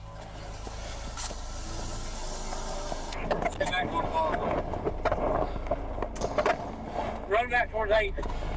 Being a cop seems like it's so dope, but then also... Unfortunately, officers lost sight of Brandon. He officially managed to escape the police, at least for now. Desperate for any leads that might aid in finding Brandon, police began going door to door around the neighborhood, questioning witnesses who might have caught a glimpse of where he had fled. During this effort, one officer encountered a neighbor who happened to be on a call with Brandon's father, Jeremy. Quickly, the officer took the phone to speak with him directly. Hey, sir, I'm Lieutenant Saylor from police. Hi, I'm Jeremy Reisner, the homeowner, yes, and my Brandon's father. Yeah, we're probably going to need to talk to Brandon. Do you know where he is? No, I thought he was still at home. Now, earlier we had told him maybe drive around the areas where they normally hang out and try to look for him, for Aaron. Okay, we'll keep trying to get hold of him. We're still about an hour away, working our way there. Even Jeremy was clueless regarding Brandon's whereabouts, and seemingly so was everyone else, as an entire hour would go by with Brandon nowhere to be found. What a horrible fucking picture. I am. Okay. This is Mom. Okay. So I realize you might not be able to answer this question. Probably don't know the answer, but I'll try. Is there suspicion that Brandon was involved in what, hurting Aaron or something? There's suspicion that something happened in the home. Beyond getting drunk and throwing up? Well, we don't know. They're lifelong friends. We called back after the boy's mom called us. This is a trendy, good-looking fucking dad, dude. I guess he left during the night. That's all we did. We went to look for him where the car was reported. Yes. Powers that be have our number? Yes, sir. Yeah. While trying his best to assist the police with the investigation, Jeremy would return to his house, where he discovered Brandon's phone. Up until that point, Jeremy had been doing everything he could to help the police track down his son. However, after finding the phone, his cooperation came to a sudden stop. He refused to hand the phone over, leaving police to wonder, had he seen something on it? Or was he hiding something far more unsettling? But before we get to that, Jeremy is not alone in facing a tragedy. Unfortunately, it can happen to any of us. No. Warning, they do it all for Such free. good Crash ads. 20 you ever to see if you have more than the discover Brandon's phone while searching around the house. This was a huge discovery for the investigation, as it could help trace where Brandon could have gone off to. But unfortunately, Jeremy was unwilling to give up the phone to cops until he could better understand the situation. After all, Brandon is his son, and he is innocent until proven guilty. So giving up the phone could be a tragic mistake. Again, hours go by with no further leads or clues as to where Brandon went. What Jeremy managed to find on Brandon's phone during this period will forever remain a mystery. Damn. However, when police spoke to him again, his demeanor would shift dramatically. What's the status? All right, so first of all, I understand you found his cell phone. That's right. You want to turn that over to us? Maybe. Okay. I do. My gut says yes, but at the same time, Yeah, I mean, we I don't know. we'll probably need to go through it and see Right. at least maybe where he's been today. There is a significant amount of blood in that upstairs bedroom on the carpet. But I wanted to be straight up with you, not come home and find that. Okay. No, I appreciate that. Do you have a warrant that would include the phone? No, we'd have to get one at some point, so we couldn't go into it without that. So Some text back and forth. maybe something helps. And I know. Helps him, I know. But I can't promise you that because I don't. No, I know. Yeah, I don't know what I was in there. So I want to. I was hesitant. I know as a father, I understand that. All right. Well, yeah, I'm gonna keep walking. Something had changed. For Whatever was sure, on that dude. phone had to be disturbing, and the officer seemed to have caught on to this as well. Because he doesn't know what's going on. But he seemed a little shocked that we're at his house. You know, he seemed respectful in the sense that he was okay with us being at his house and doing what we needed to do. I couldn't really get a feel for him. He may just be covering for his kid. He's gotta be. Him having the phone and not being shattered tells me that his son handed it to him. So he found the phone, tells us that he found the phone, but doesn't want to give it to us without a search warrant. Text messages not there. Probably. He was telling Randy that there were texts in there about him asking for if anyone had seen Aaron. I wonder if those texts were sent since we've been here, though. These officers were spot on with their theory. On the phone, Brandon would leave an array of horrifying notes, such as, his scream became a gargle as he swallowed his tongue. I like dark places where my mind melts. It feels so good and I feel so cool. My brain's a waterfall running out of my nose like drool. I can turn myself on in the blink of an eye. They notified me as the smartest man alive. Additionally, he would leave a to-do list following the murder of Aaron. 1. Schedule last 3 songs. This was in reference to his YouTube channel where he would post his music. 2. Vacuum. 3. Laundry. 4. Shower in my shower. 5. Take bath. Tomorrow. 1. Text Rachel that Aaron threw up horribly. I think there was some blood in it. 2. I woke up and he was gone. Whether or not these exact messages were what alarmed Jeremy is unknown, but something on that phone made it clear to him that Brandon had killed Aaron. And just an hour later, Jeremy would call police, detailing that he was with Brandon and that he was willing to surrender and turn himself in. So 25 minutes later, Brandon and his parents would arrive at the station. You're Brandon. Rachel. Jeremy. Thank you.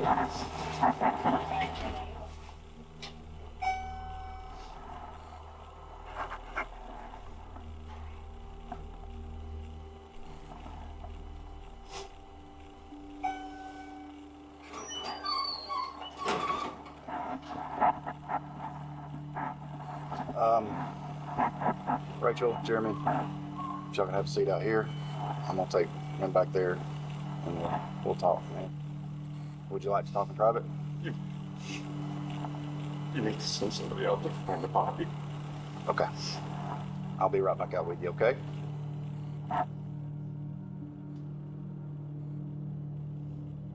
God damn, that's crazy, dude. Who dies their tips of their head red? Wallet and keys. Those real quick. Anything else? No. Sorry about that. Go ahead and have a seat.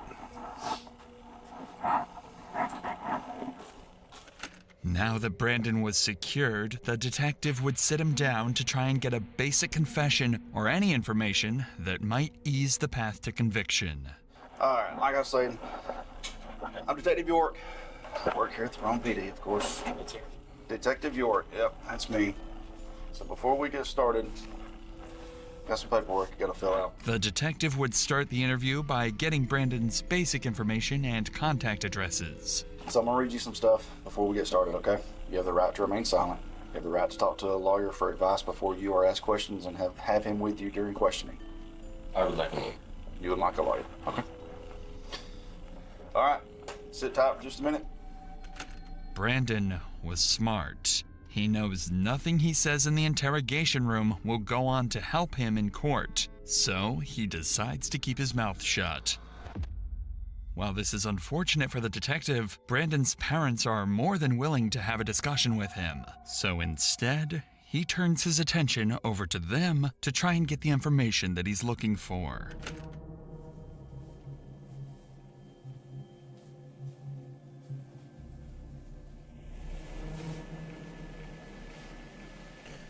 Secret camera. Thank you.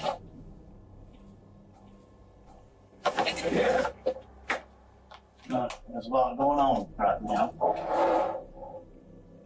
Anything that we can do to be all right now. Need to find that body. I can take you out. Try to show you. I can try to show you. You can try to show us the general area, yeah. Okay. There's an old cemetery up the hill. You turn left. Trendle, something like Trendle. Okay. We can show you all that. This statement from Jeremy was crucial information to track down Aaron's body. But as valuable as this information is, the detective recognized the importance of capitalizing on the opportunity to gather as much from Jeremy as possible while he remained cooperative. With this in mind, he shifted his focus to delving deeper into Brandon's personal life before turning to search for the body. Brandon had brought him home from college because he was having anxiety attacks, he was having suicidal thoughts, he was having visions. Brought him home to make it safe. I get his medications right. Got a call from Brandon this morning at 9 or 10. He was asking about one thing out, falling, so they had drank. He didn't want Dad finding out that he was vomiting upstairs in the carpet. That's all we heard. Then an hour or two goes by, and boy's mom calls us. Or I called Brandon back like immediately after he murder. So, you know where Aaron is? He says, no. Together around 5. And we were told that Aaron had run away. Ran from the house, ran from the police. Aaron's body is luckily there. He's mentally unstable. He has Tourette's since he was a kid, diagnosed as a kid. And with that comes OCD, and people say they have OCD all the time. They don't understand. And so they live with that. This raises the possibility that his actions may have been influenced by mental instability. However, it's important to consider the context. Jeremy's statements could be an attempt to have Brandon plead insanity in court. Therefore, it's essential to approach these claims with a grain of salt, as they may not fully reflect the reality of the situation. Regardless, police now had an approximate location of where Aaron's body should be, so all hands went on deck to search the cemetery Jeremy had described. Aaron was found buried in the cemetery, behind a secluded area in the back of the property. Even worse was that his body was wrapped inside the very sheets he slept on in Brandon's house. The speculation had come to an end. Brandon Reisner was a cold-blooded murderer. Right after this discovery, Brandon was placed under arrest for the murder of Aaron Davis and transported to the local prison. But the cops found his behavior very unconventional.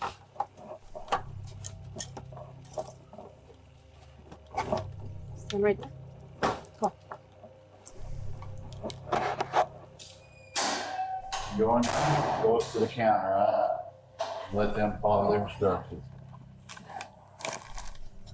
This is his property. You got ID in here if you want. For me? No, we're talking to you. You got your ID in there. Yeah. Officers stated that Brandon remained eerily calm while being transported and seemed completely unfazed by the entire situation. And while Brandon had been successfully captured and the case had seemingly came to a successful conclusion, officers had one tragic duty to complete before the end of the day: break the news to Aaron's parents that their son had been murdered. That's really many questions. Here, I don't know a whole lot because I'm not.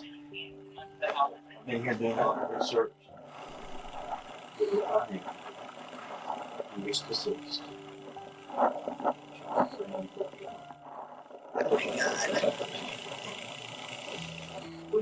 Why would he do that?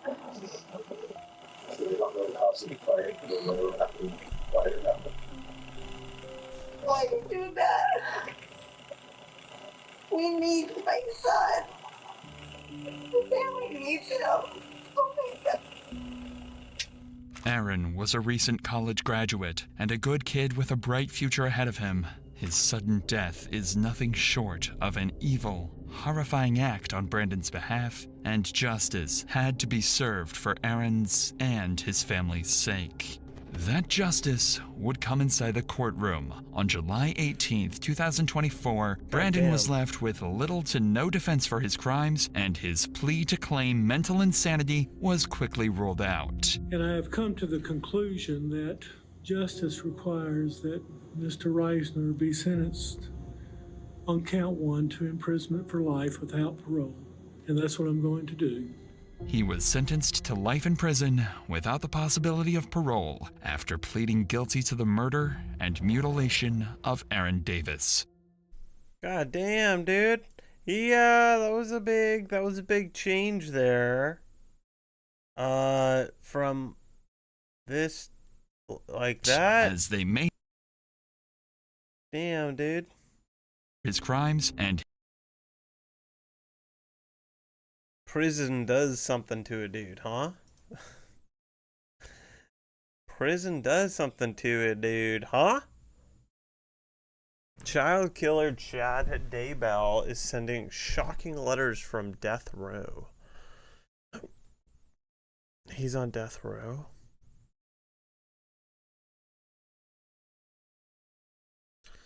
Maintains his innocence and says he hopes the musings help people understand him better. Letters from Chad. Letters from Chad.com. My second near-death experience happened in the summer of 1993. Jeez, when is this? Yeah. It doesn't have dates or anything.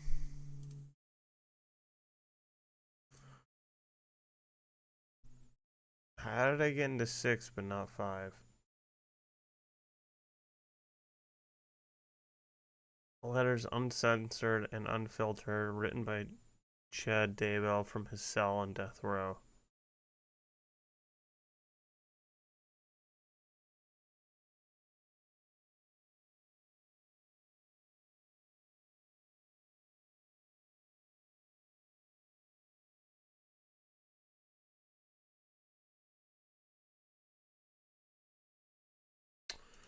Chad is alive. Wait. This is from September 17th, 2025. This is from last week. Chad Daybell still fucking cranking out letters, dude. He's only 57. He doesn't look very good for 57.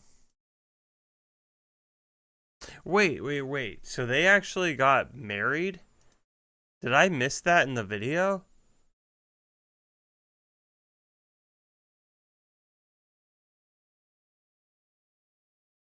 I think I missed that.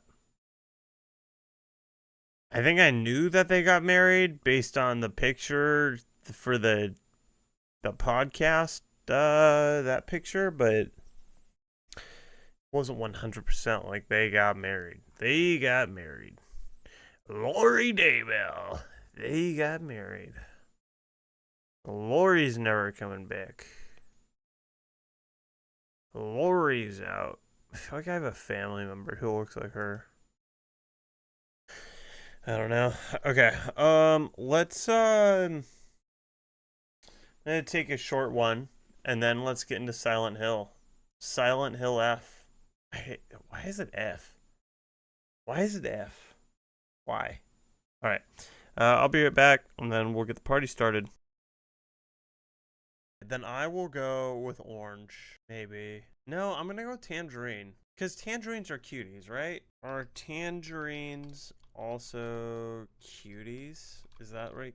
The right way to ask AI? Oh, they're not exactly the same. That's a brand name for a seedless mandarin. Okay, not the same thing.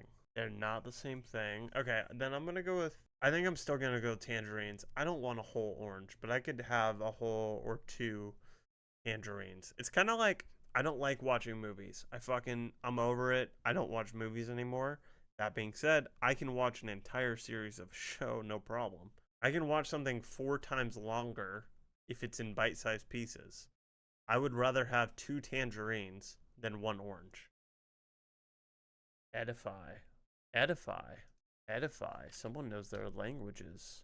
Yo! Battlehound knows words. And Edify I've heard of. God damn, dude.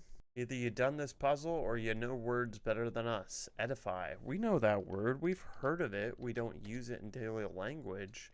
Instruct or improve someone morally or intellectually. That is fucking hilarious. Are you kidding me? What a kismet. Is that, I've been using that word a lot, but I don't even know if I'm using it right. That kismet might not be well, kind of.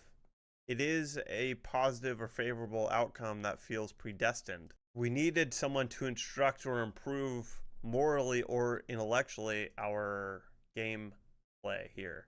Thank you, Battlehound. I'm not sold on virtual reality yet. The headsets aren't there. Who wants to wear the headset? They're horrible to wear. They're so massive and such a pain in the ass. We got some light breaking news. Xbox has announced a VR headset in partnership with Meta called the Meta Quest 3S Xbox Edition, priced at $400. It includes 128 gigabytes Meta Quest 3S and allows you to play games via cloud gaming, including Call of Duty Black Ops 6.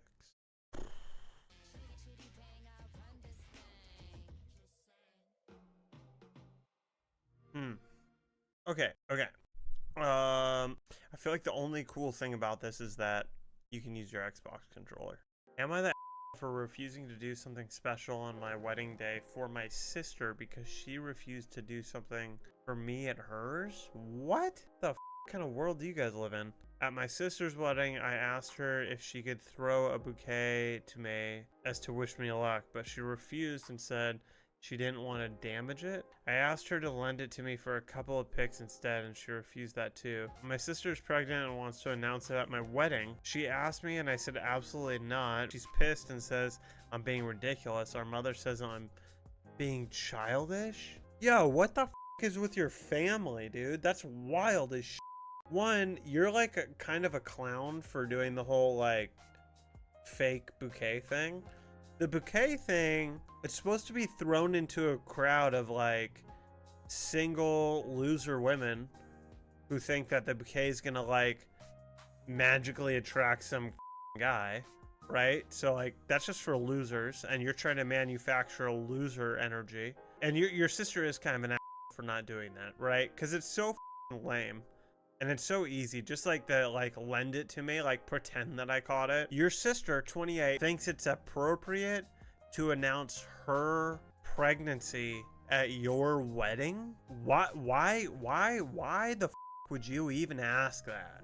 In what world is that appropriate? And your mom, like, you must just come, like, your whole family must just be stupid. Honestly. Yeah, I think you guys are all retarded. Like, all three of you. You two obviously inherited it from your mom, but I mean, your dad's not like a genius if he like married that and he has you two.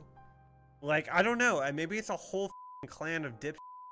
You guys are all stupid. Your wedding is tomorrow and they're not talking to you because your sister wants to make the day somewhat about her. It's your day. Go to categories. Let's see. Like, cartoons would be good. Dude, how many under 18 female cartoon hotties are in this list? And people are just rating like 12-year-olds. How many 12-year-olds are in this list? I think Kim Possible was in high school. That looks like a child. That is Lola Bunny is a rabbit. I mean, are all of these children? How about this? How old was Alice? How old was Alice from Alice in Wonderland? 7. Dude, this 7-year-old? S tier hot. I would, dude. It's not weird, bro. They're cartoons. Don't get weird about it, dude. And then they're going up against Lois from Family Guy. Yeah. Marry, kill a 7-year-old, 45-year-old mom, or a rabbit that plays basketball. You choose, dude. You choose, dude. It's not weird, dude. They're cartoons. They're not real. They're not real, bro. Okay, so we're not going to be put on a list for rating female cartoon hotties. Okay? Rathers. All right, would you rather have free food for life or never pay taxes again? Option A, free food for life. All food you consume is completely free forever. This includes groceries, restaurant meals, takeout, delivery, coffee shops, any form of food or drink meant for personal consumption. There are no limits to quantity or quality. You may eat whatever and wherever you like without paying a cent. Personal consumption. Option B, no taxes ever again. You are permanently exempt from all forms of taxation, including income tax, sales tax, property tax, capital gains, estate inheritance, business self-employment. So, I mean, option B. Yeah, definitely no taxes ever. No taxes ever. Because if you make, I mean, that gets into, someone probably did the math here, right? And it depends on the state you live in and the country, I guess. But I think, yeah, and that's a good point. This person points out age. Under 40, no taxes, easy call. Over 55, free food, easy call. In between, hard to say. I would still go with no taxes. I think I would go with no, I mean, that's a good point. If you're retired and you have your money in like kind of a tax-free-ish account or really low, the free food does make sense. Yeah, but I think the obvious choice is no taxes ever, assuming you want to make money. Because I mean, even you can go ham on food like every meal, but at a certain point it might get kind of old. I don't know. Good question. I would still do no taxes. I got big dreams that are going to cost, the taxes already cost a lot more than food. Oh yeah. Yeah, okay. I just did, like, there was a year, there was a few years where I didn't pay my taxes right away. Whatever. And the bill was a lot more than my food cost for that year. There you go. And that was just income. I went to a local pizza place recently, and it was the most awkward experience of my life. We ordered the pizza off Yelp. We get to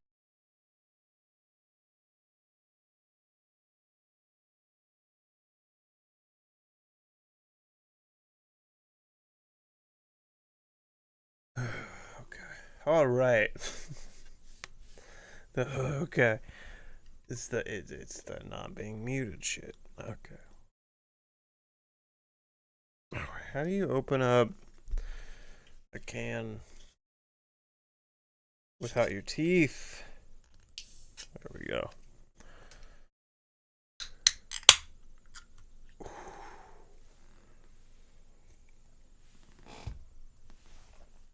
Delicious.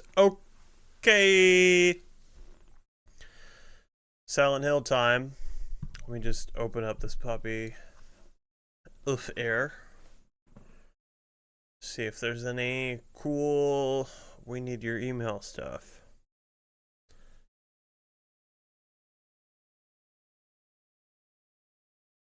Konami.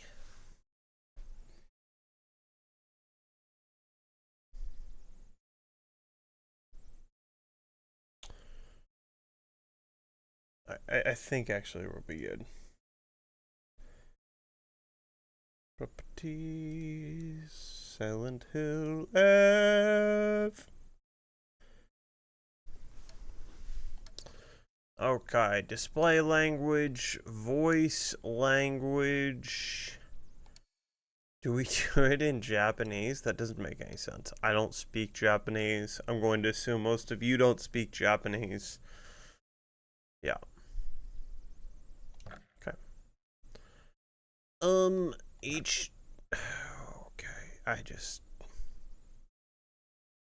It's there. We clicked it. It's clicked.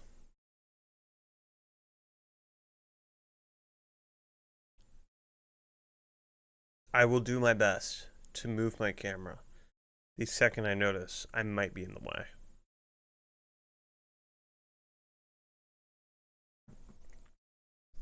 This is quite the load, dog.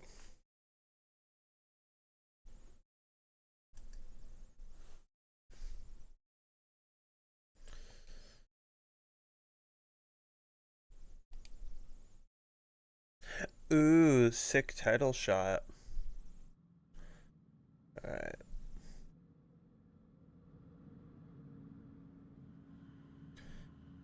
I don't know. It's so quiet. Do like that-ish. There's gonna be some moving around of that audio in the background. Alright, we received something. Received item pack. Received white sailor school uniform. There's that sound.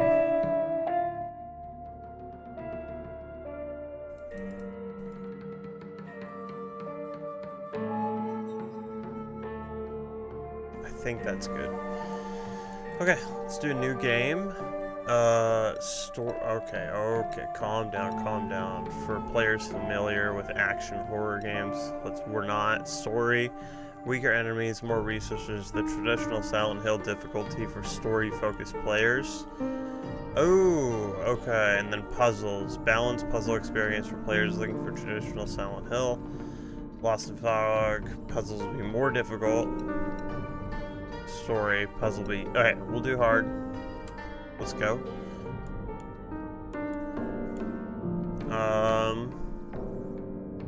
I like the white.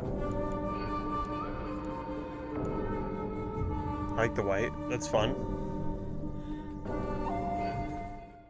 That's fun.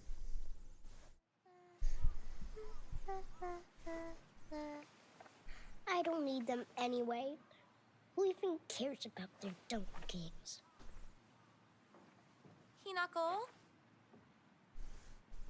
I thought you were playing with your friends. They said I can't play house with them because I hang out with boys. Well, how about you play with your big sister instead? Really? Thanks for waiting. Junko. Did something happen? Mm-mm. Just reminiscing a little. About, you know, when we were kids, you always looked out for me.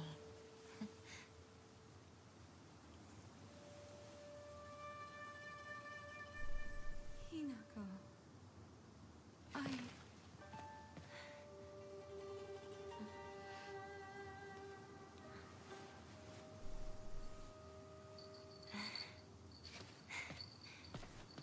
Here, this is for you.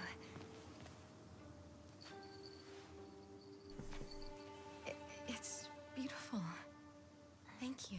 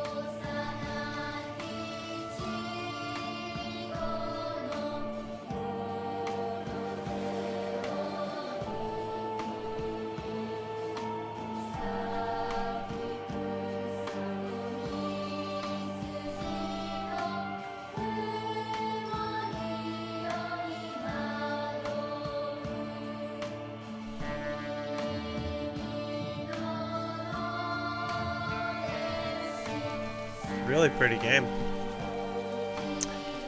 Really pretty game so far in this curated view of the game.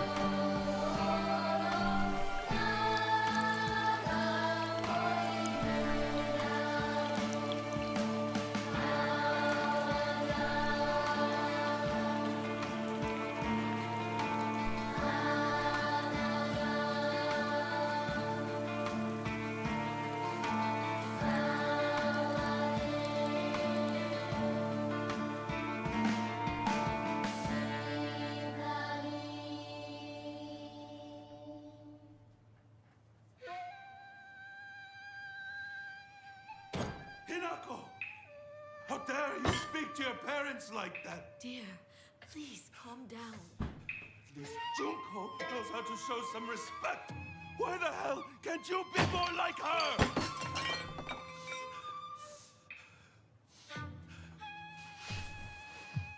Where do you think you're going? We're not done here, young lady. Darling, please. You've already made your point. Then why isn't she listening to me? If you hadn't spoiled her so much, she wouldn't act like such a brat all the time.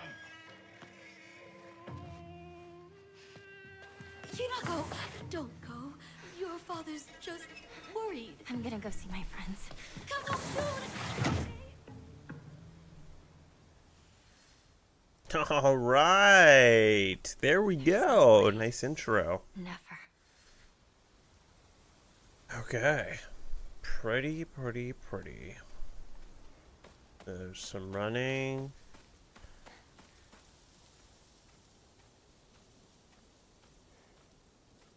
Here's our journal.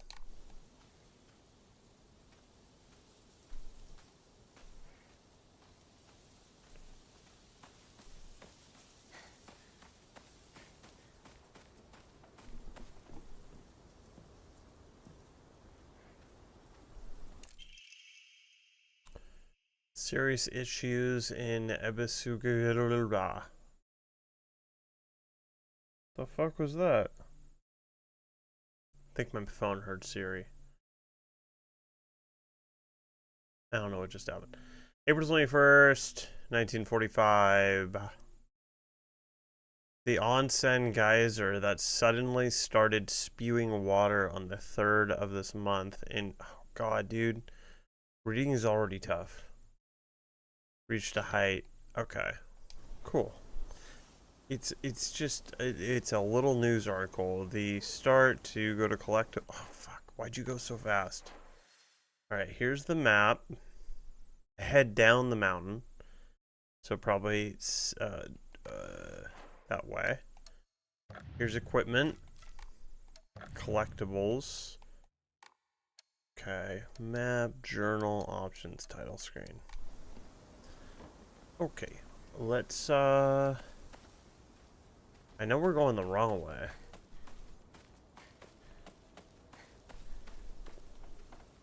But the explorer in me wants to continue going north. Can't grab that. Oh, maybe we get stopped right here. Like, hey, you're supposed to go the other way. Entry to mountain prohibited. Landslides blocked off the path. Used to climb up there. Oh, now you're old. Now you're old and not climbing up shit. Alright, that's my house. And if I run around it, any goodies to find? Are we gonna find them later anyway? Does it matter? Probably not. Let's continue down the mountain.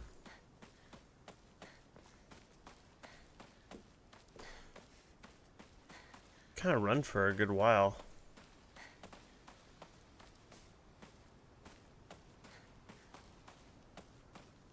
Junko and I used to admire the view from here. Journal updated. I really miss my sister.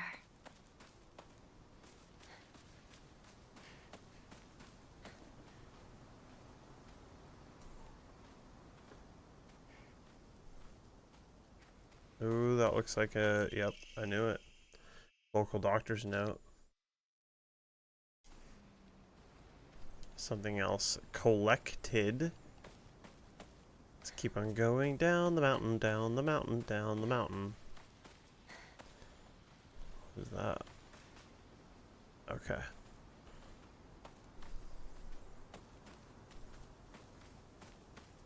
Down the mountain, down the mountain, down the mountain. We're gonna stop everywhere and grab whatever we can. Because I'm not sure what will be here when we get back. Oh. Really quick, I forgot to change my shit on Twitch.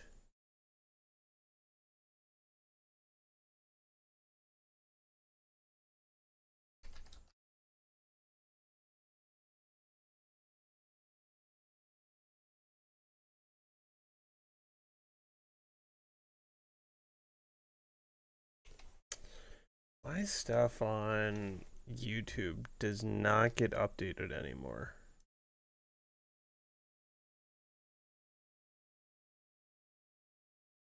There we go.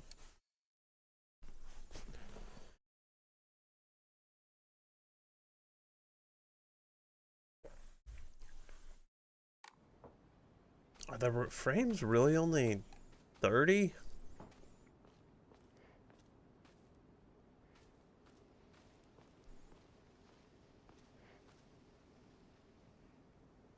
Okay.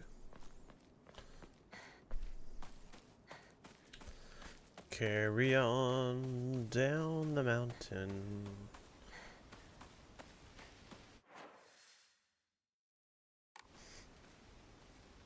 Guess I'll pray.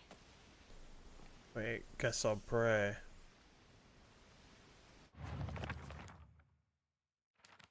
Oh, there it is.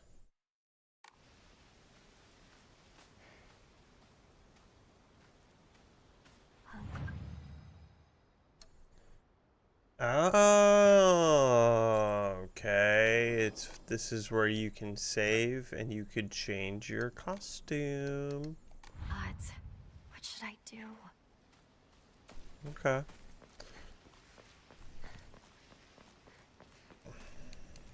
Can't go through there yet, if ever.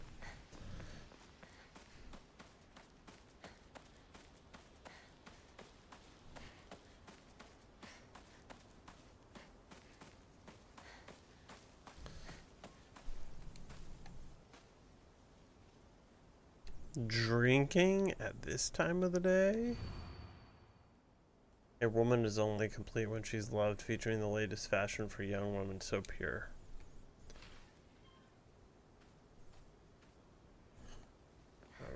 Alright, I don't think I'm going the right way.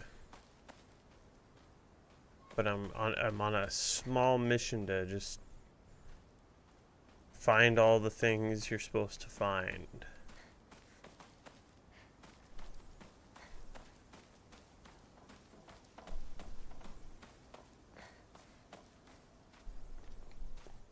Drinking at a time like this? Oh, and they put a little X there on the map.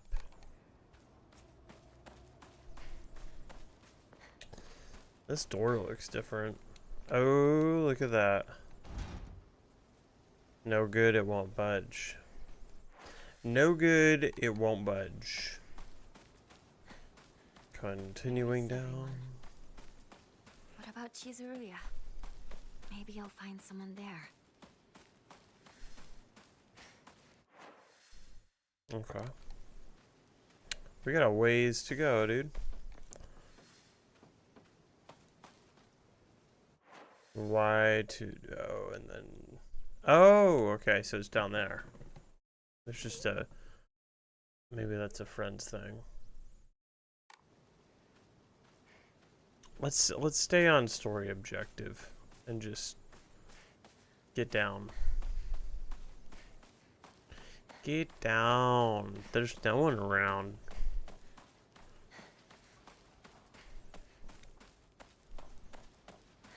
That's a water station. That's not a praying station.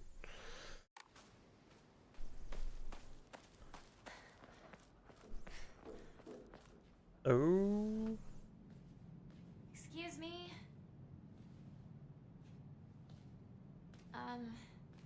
Is anyone there?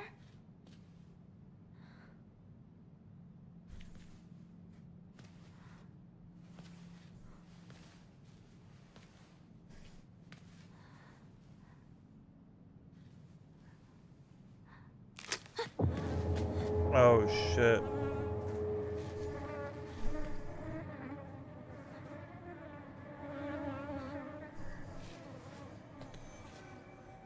Gross.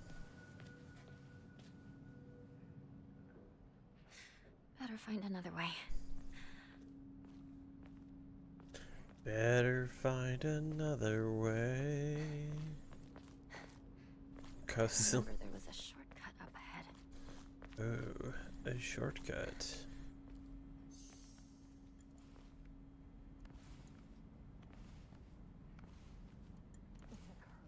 It has to be. How else could she die like that? I would never. Not that family. Shh. Someone's going to hear you.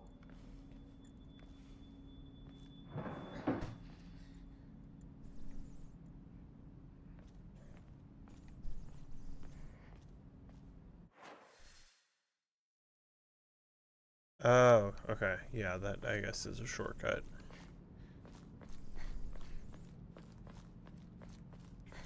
Running down. You traitor. Sakuko. Where are you off to? Don't usually see you around here. A truck was blocking the road. Chizuruya? I just want to talk to someone. I'll be there in a bit, okay? See you. You traitor.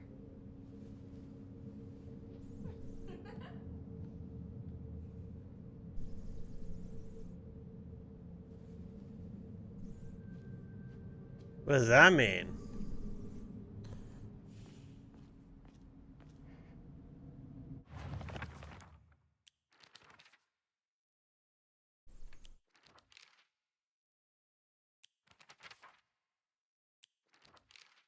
Okay.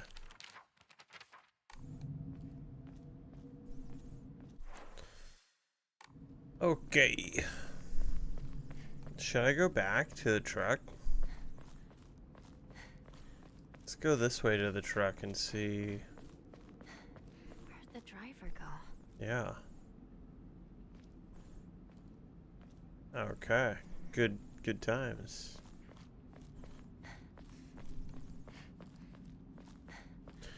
Good times.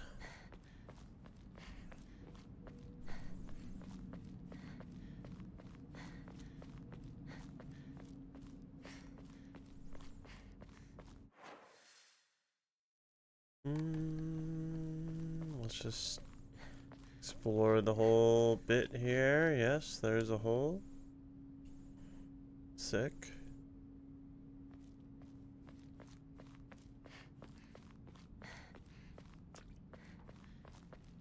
There's a human. It's Shu.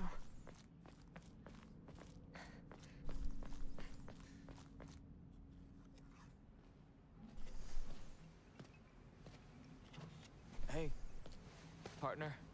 Shu.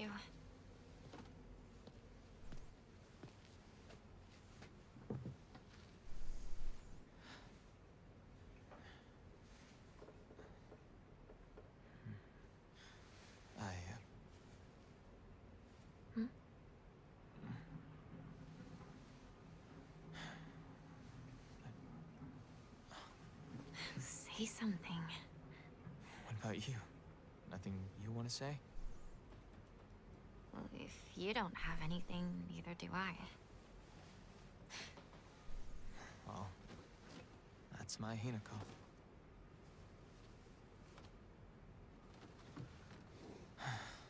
It's not like you to just let stuff happen, though. But whatever you end up choosing, you know I'll always be there for you. Shu.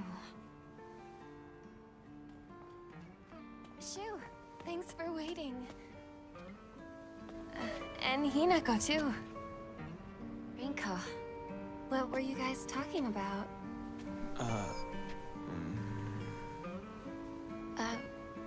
Nothing, really.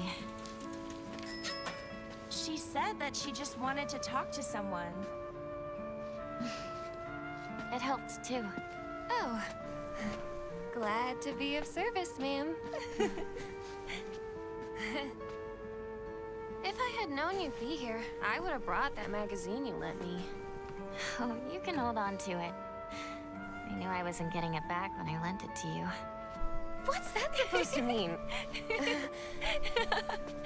What do you think you're laughing at?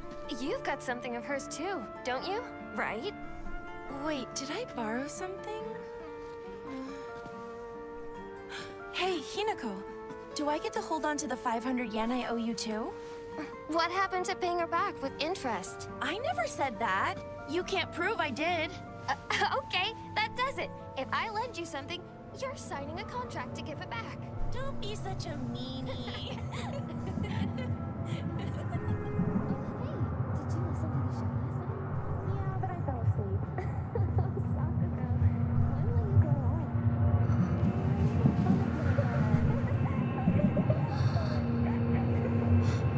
Hinako? Sorry. What? You trip.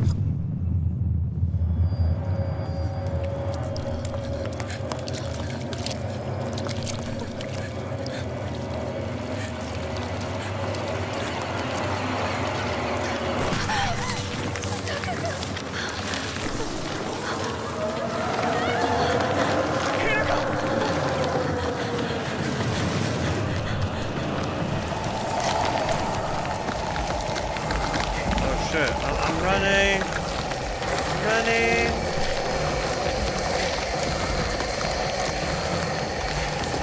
I'm running.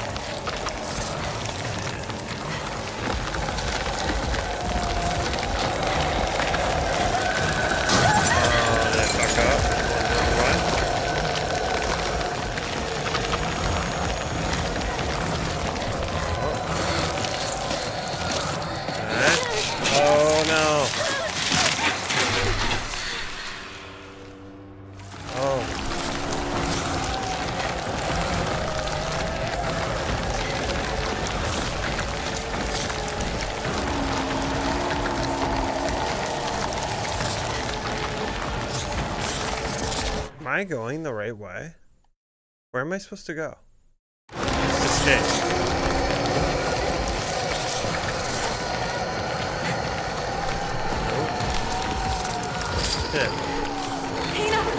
Oh, there we go. There we go.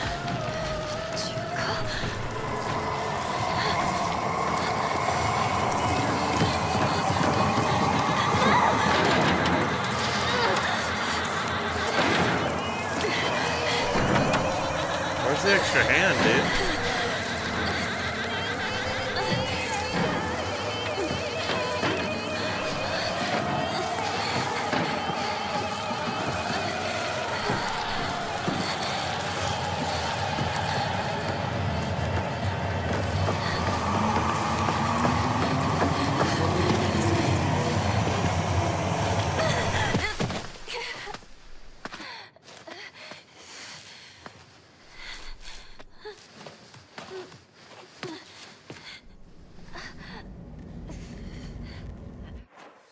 That hurt.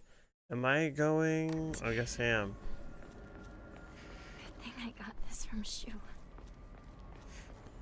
Can I run? No. Note from Shu. Hey partner, the painkillers should work best for you. Red capsules. Painkillers are capsules. That's better. Please, Left bumper. Okay.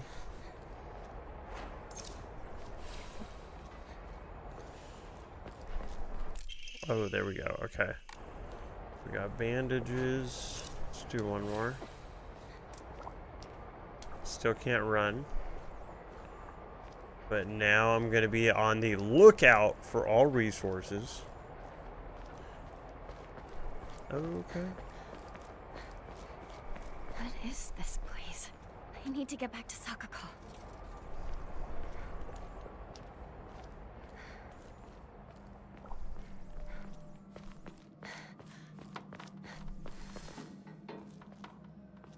Okay, that's one way. Should we go up that way? Oh. Not before we get some secret red capsules. Not before getting some secret life-saving red capsules. How does she not know this place?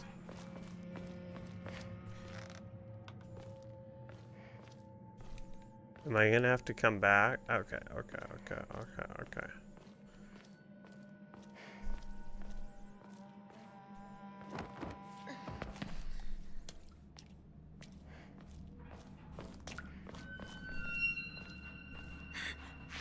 Who's there? Is that you, Shu? Yeah, that'd be so messed up. Your friend was like trailing you to scare you at a time like this.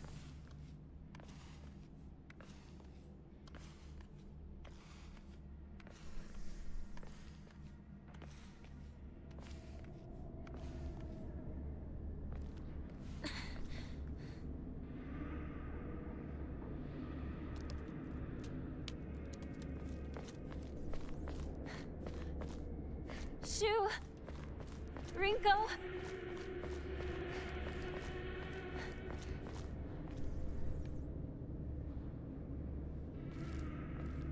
I'm just looking for a little extra, tiny bit more of the pills. Oh, spooky. Oh, Jesus Christ. Got me.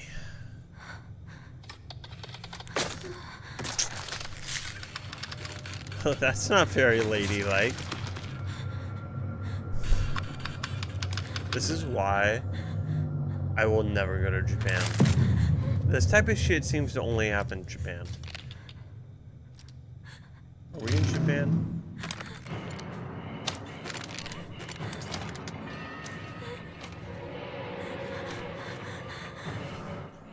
Okay, B to evade enemy attacks. If you dodge just before an enemy's attack lands, you'll perform a perfect dodge and recover your stamina. So B. Stay back. I wanna Oh, okay. Sick.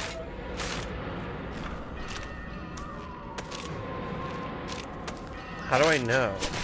Okay. God damn, bitch. Let's just run. This isn't...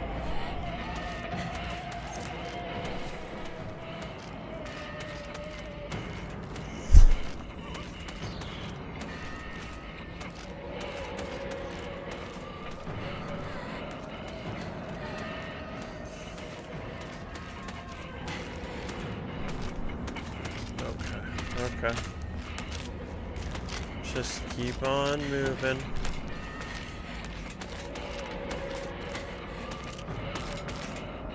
Oh shit. I know. Go. I'm running into all these places for some little, like a knife or a gun perhaps, or a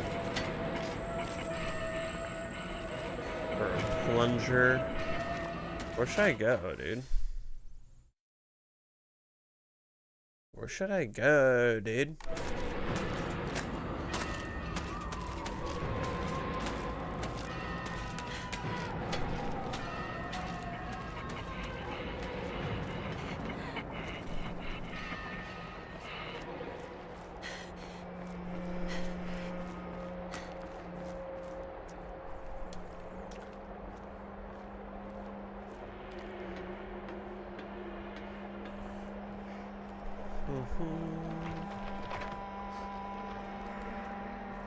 Nice.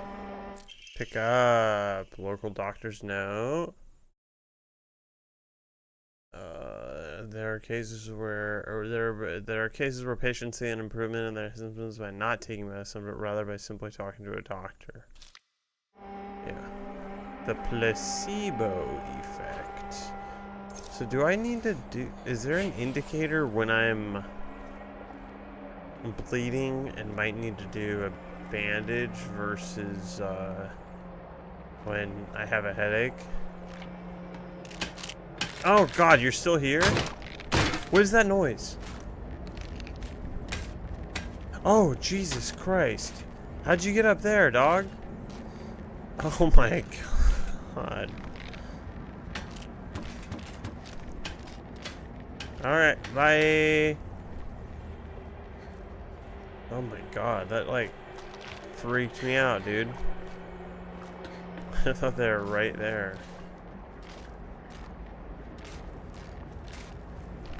Was that a different one? Had to be. Because this, like, you're not traveling fast at all. Got you. Oh, do you not know I'm here? Okay. That's journal. Avoid the monsters and move ahead. Okay. I don't like the noises because they sound so fucking close.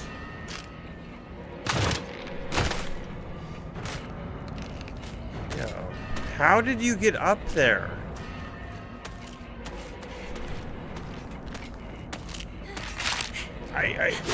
Move. I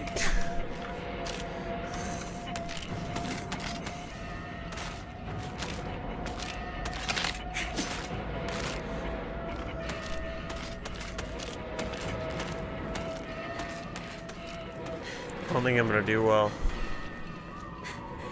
Alright, do I want to go in there right now? Seems I do. Anyone here? Investigate the house. Dude, I'm hella good at investigating. What if we shut the door? I don't want to go in there just yet, I don't think. Maybe I do, but let's... Oh, wait. Bandage. Oh, we did shut the door. Good for us.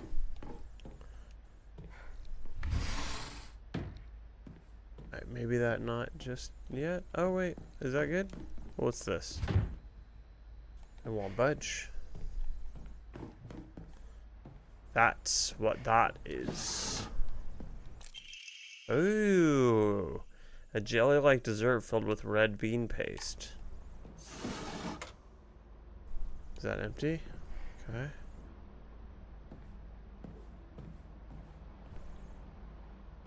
Is that blood? Oh, wait. Oh, shit. Oh, shit. What is that? Left bumper? Ah, tight. A bloody key. Sick. Okay, that's so cool. More red capsules. We love those. Okay, let's continue on here.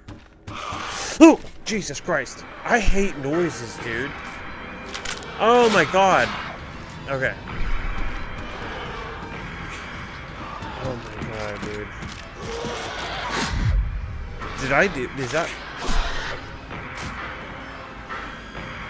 Oh, fuck. I hate noises. Can I shut this?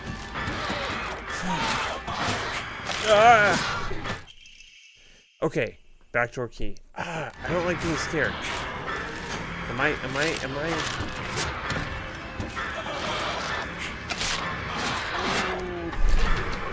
Okay.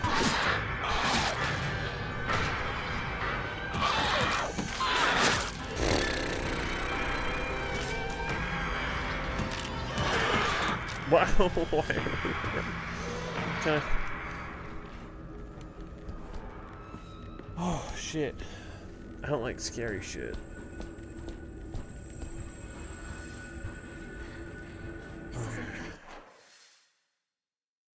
Turn to where? All the way back there?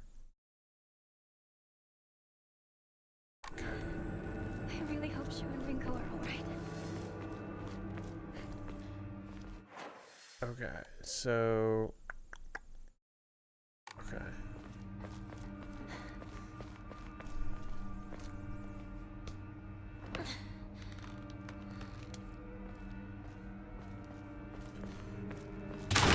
Go away! Oh, that's how you're fucking doing. Oh my god, dude. That's what's happening? You can just jump hella feet. Avoiding monsters. So do I have to find a different like how much do I have to can the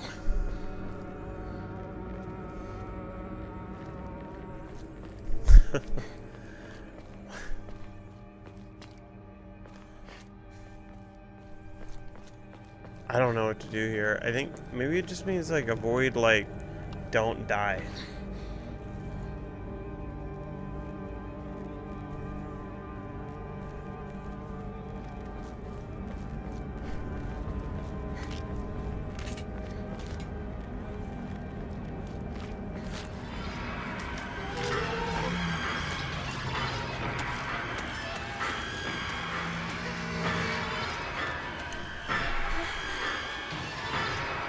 Am I going the right way? It does not seem like it.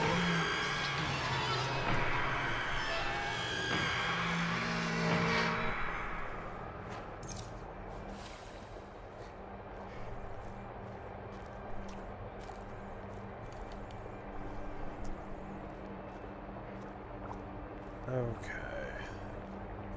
Can't climb that. I guess this is just a sick dead end.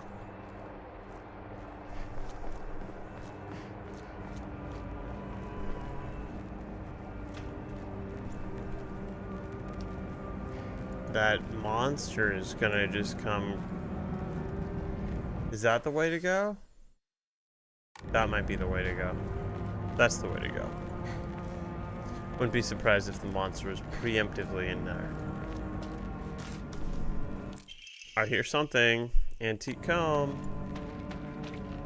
So sick. I love hearing that shit right behind me. Not only recover health and sanity. but also exchange for faith.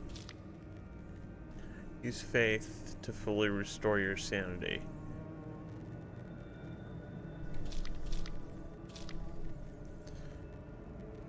Okay. Let's save really quick. Saved. Offer items in exchange for faith. Receive random Amori. Amaori? Amaori? Let's see. Great. Also use. Okay. How about this antique comb? A type of offering. Okay. We'll do that, and maybe. I don't know. Let's hold on to that. Alright, offer. We got faith, baby. We got faith, baby. Okay. Where are we at now? Okay.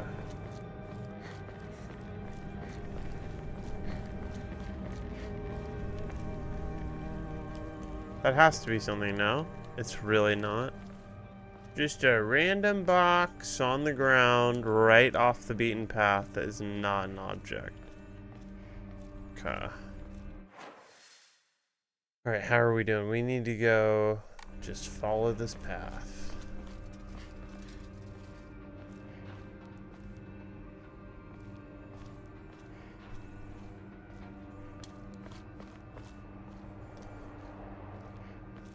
Okay. Ringo! Oh, there we go.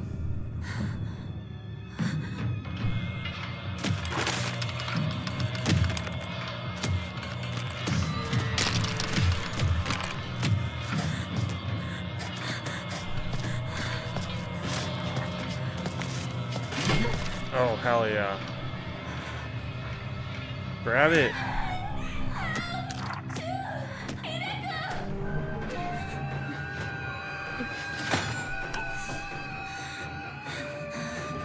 Alright, dude. Right bumper to light attack, though you won't deal as much damage when you will be able to attack more swiftly. Right trigger to heavy attack, your movements will be slower, but you'll deal far more damage. Enemies take more damage while stunned. X to lock onto an enemy, X again to cancel.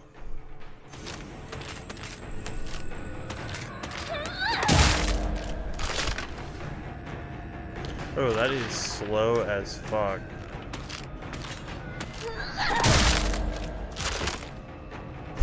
That is so slow.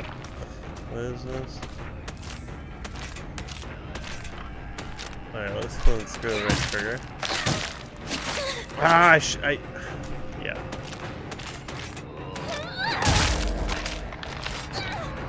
Nice. Did we get it? Oh. Okay. What is that music, dude? I don't like that at all. Whoa, whoa, whoa. Oh, that's one of the shrines.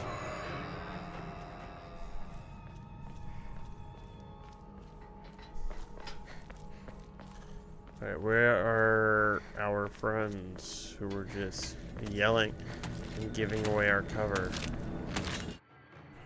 Certain enemy attacks will leave them vulnerable to counterattacks. A visual hint will appear when it is possible to counterattack. When the visual hint is shown, use RT to perform a counter.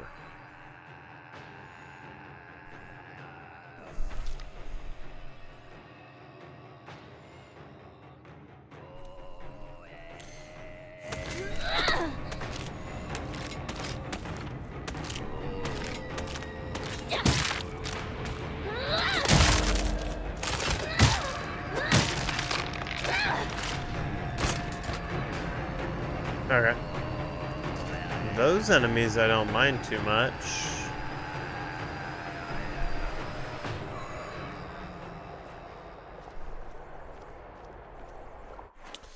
Alright, let's go probably. Yeah, this way. Hey, we got a toolkit. Portable toolkit. Repair weapons, restore durability. Nice. Toolkits can be added to your item shortcut using that. Okay. Okay. Nice. Nice, nice, nice, nice, nice.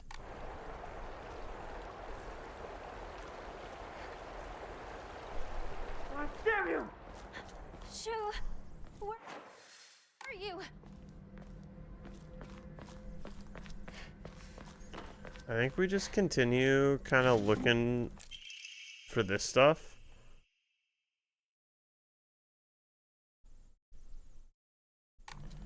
Cause there's a lot of little tiny goodies. A lot of little tiny goodies.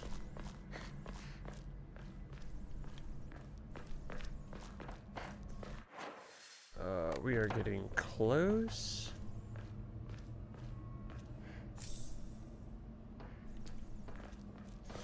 More you can, baby. Hey, bitch. Hey, bitch.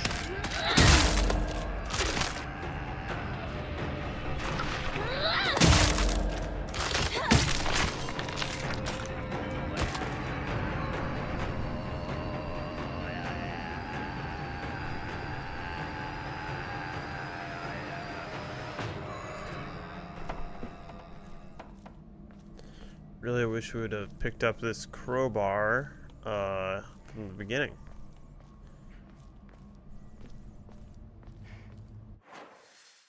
Okay, we are almost there. Can I get a shovel instead? A shovel might be nice, dude. Anything? Nothing. Huh?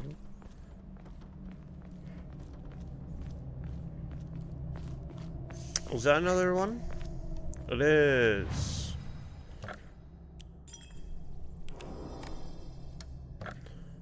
So, I don't really want to give away that stuff yet. I feel like I'm gonna need it. What is this? Steel pipe, sick. So do I have 2 steel pipes now?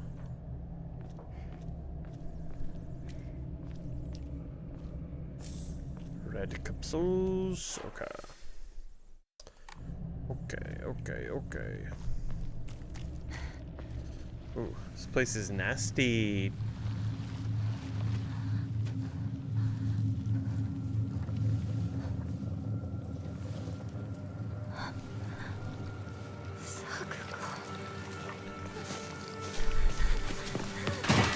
Don't touch her. Don't touch her.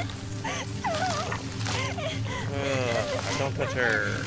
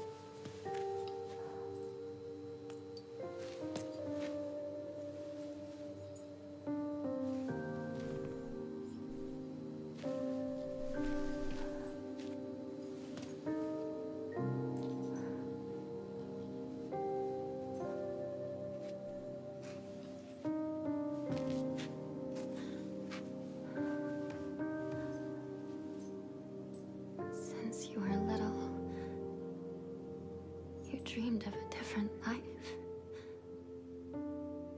A family that owned a candy store. Instead of some stuffy old shrine. And here, it's all yours. As much candy as you could ever want.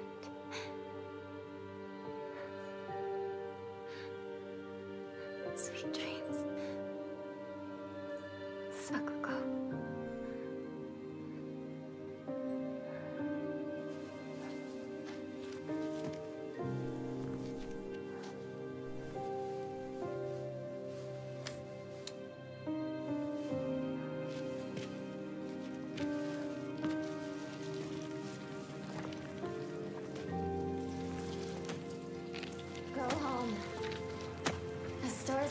for the day. Oh, Jesus Christ. Sakuko. Oh. Even if you're gone, I'll keep my promise. No matter what.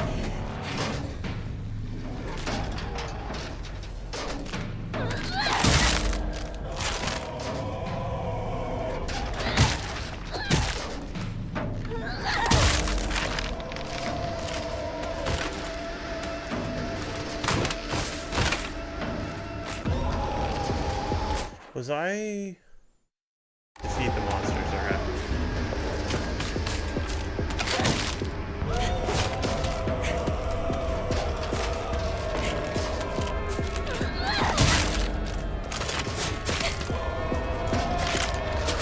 Alright, I might die here, dude. Oh yeah, I forgot I had this shit. Oh shit. Okay.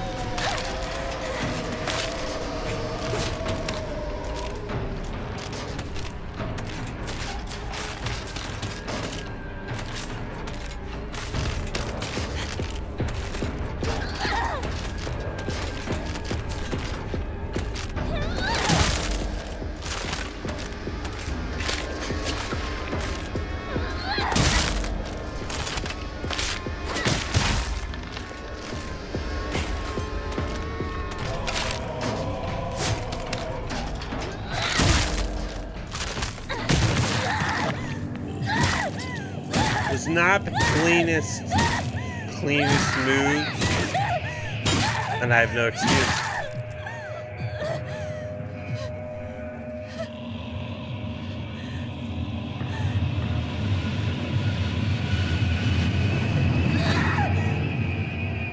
Tell that fog girl. You tell that fog girl. She's a headache now.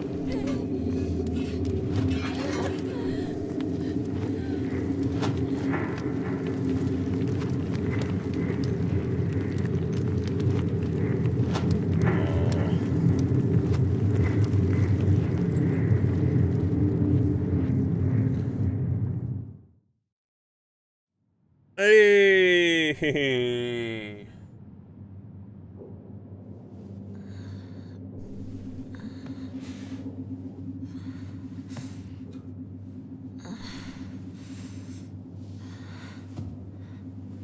Are you all right?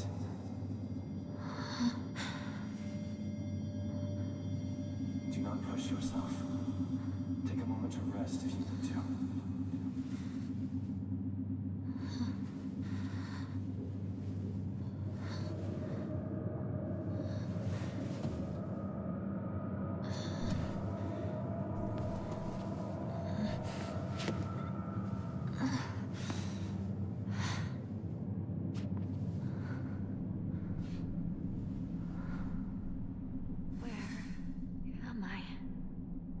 Find a way out.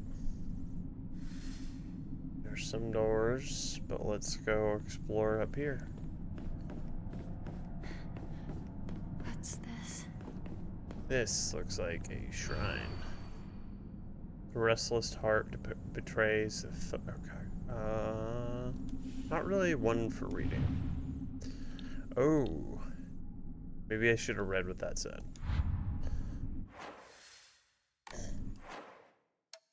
Collectibles.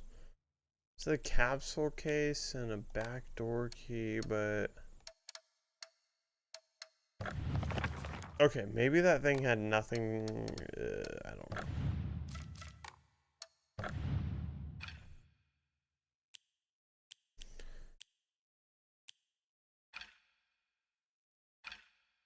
Oh, okay, documents and shit. Okay.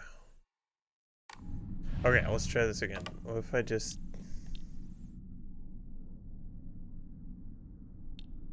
Are there clues just like right there? Is there anything easy on here? Does it matter?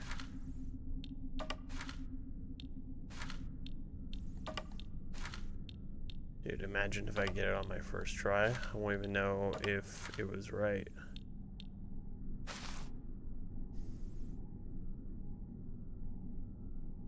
Okay. That's the thing. I don't... Okay, remove that. Let's pick up this. Wait. Examine it? Examine it? Okay, I think that goes there. Let's look at this. This is a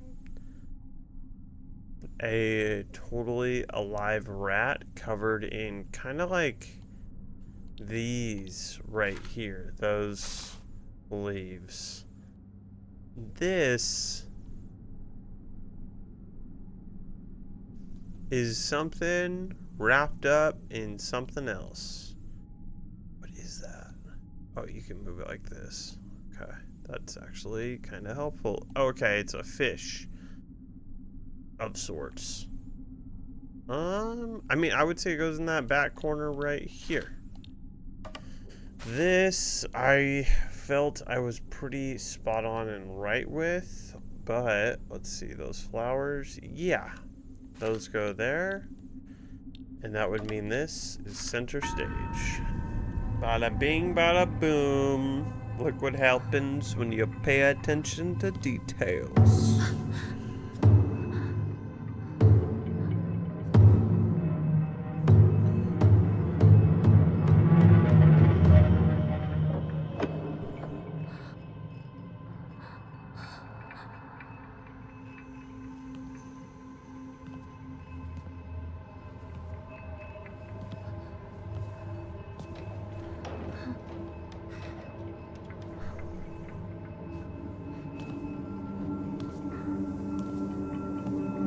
Uh-oh, that doesn't seem good.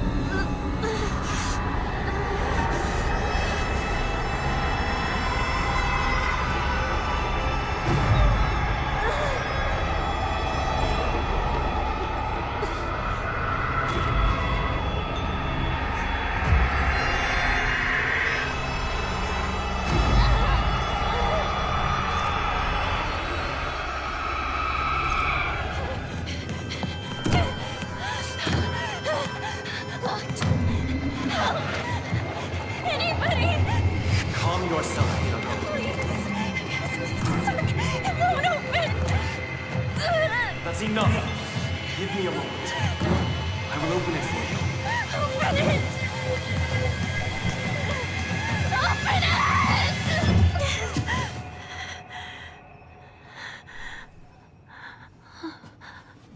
Good morning. That must have been some nightmare. Nightmare? Are you injured? You must not be so reckless. You should take better care of yourself.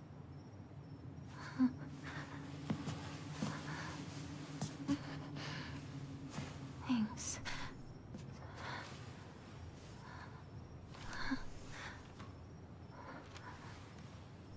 Shall we get going? Hinako.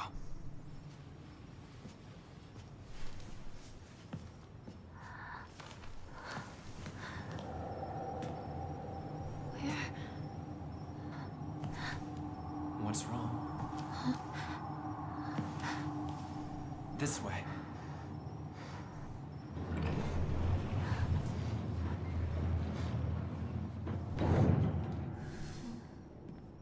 What's that? Alright. You guys know I love to go collect things. You can't just leave shit like this and expect me not to go look. I gotta go look. I can't not. I have to go off the beaten path just to make sure. There's no secrets. Okay.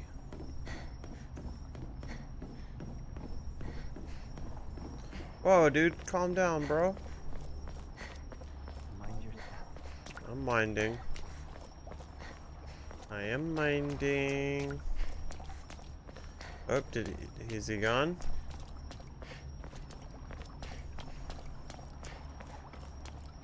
Nope. Dude, Foxmask, you're being like kind of a trickster right now, bro.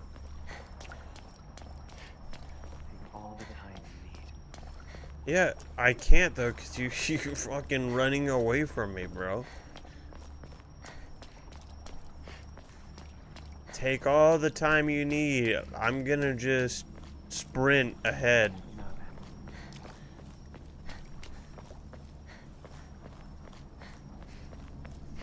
I guess I better follow him. What? I guess I better follow him. Okay, fine.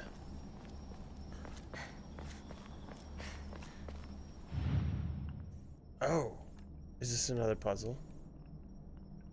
No, it's just, well, it could be part of one.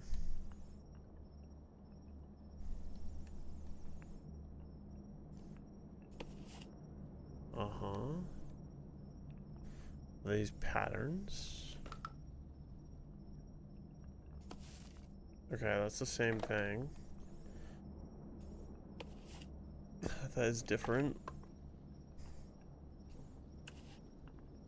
Mm-hmm. This should be this circle with the line horizontally through it, and it is. This is a new one. Circle up. Triangle across. Circle up. What are you? What are you? Okay. A triangle with some tits in the middle. Alright, this one was like the house with the thing on the top. Yeah, I was kind of on it. Are they all gonna be like that? Sure enough are. Is that a different one? How many do I have to... Peace symbol? Okay, maybe I don't even have to memorize them. Maybe in this puzzle game you don't need to memorize the fucking puzzle. Imagine. Imagine. I should have wrote those down, dude. Should have wrote those down, dude. Follow me.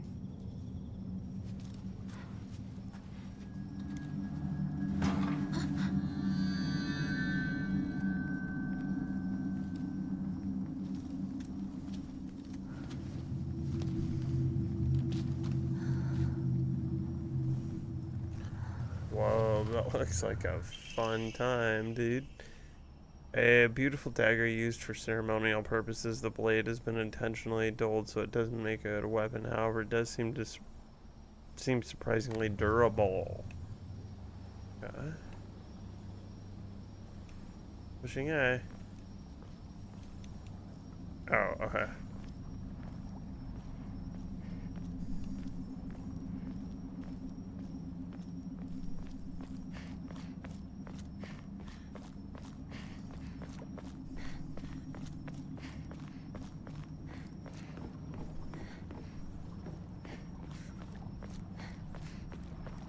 Wait, what's this shrine?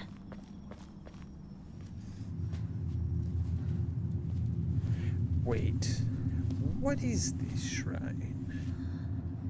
Oh, it's a scary puppy. Put my fingers down its throat. See if there's a tree in there.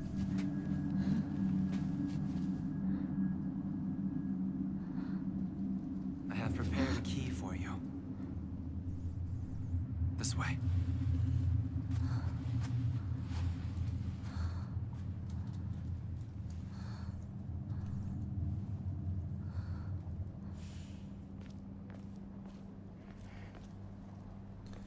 That was... Good way, Nico.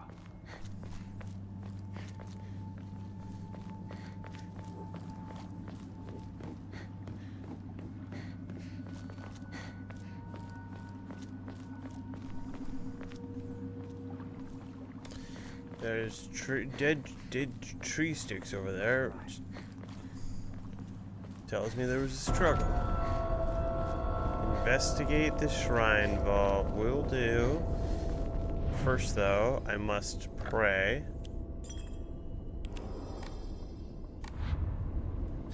And grab whatever that is. More Yokin.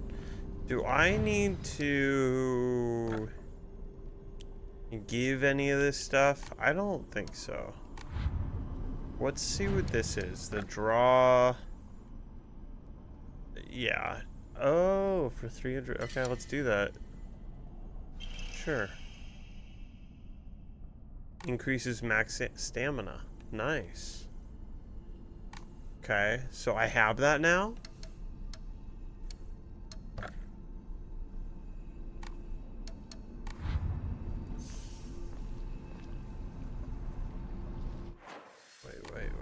Wait. Equipment, yeah. Portable lantern, that thing. Yeah. Oh, so can you only have one? You might only be able to have one. Okay.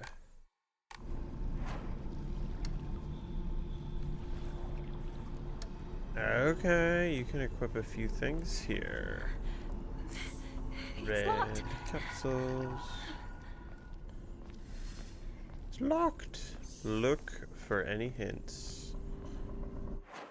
What do we got? Okay. And okay, let's go down to that thing. But this wasn't here. Was it? I don't think these were here a second ago.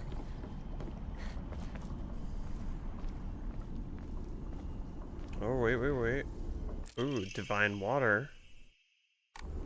Sick.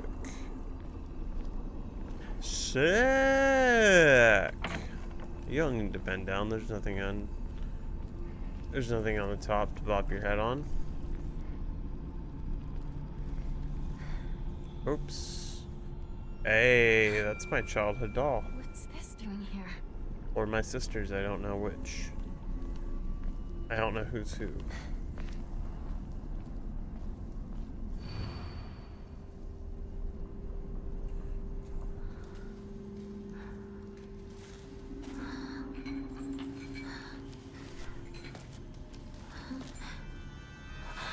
Uh-oh.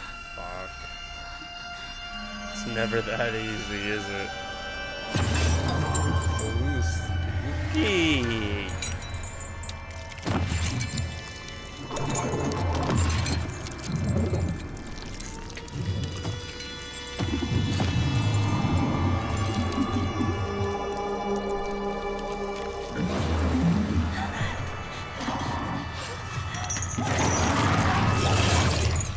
God damn, dude.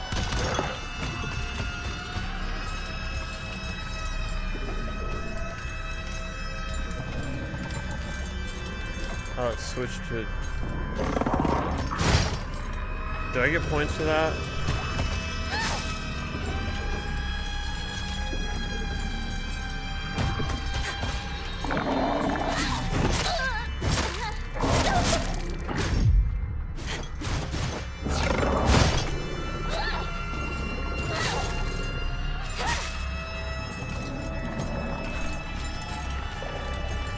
Is that my only weapon?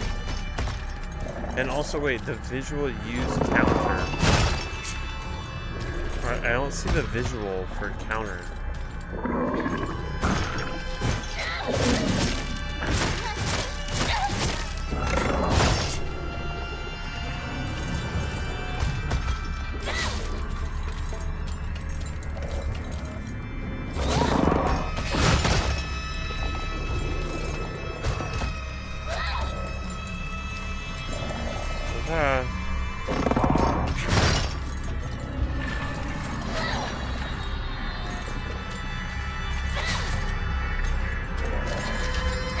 Am I supposed to be killing him? Find the correct Emma.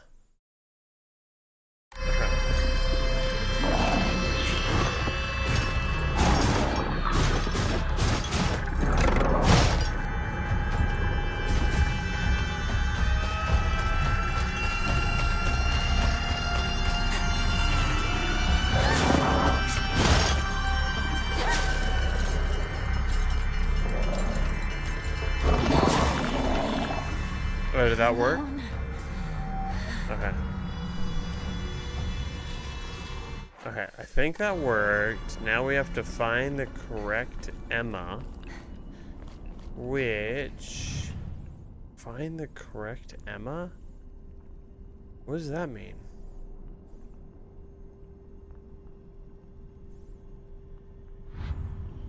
Did I miss something? Uh-huh. Find the correct Emma.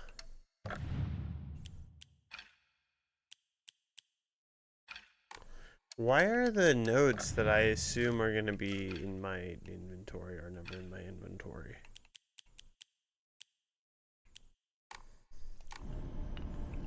Alright, let's just hold X on something. Or what is it? Left bumper? Something must be off.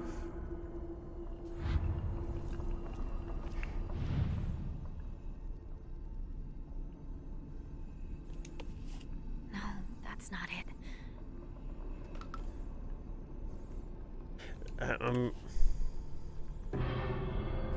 It's not working.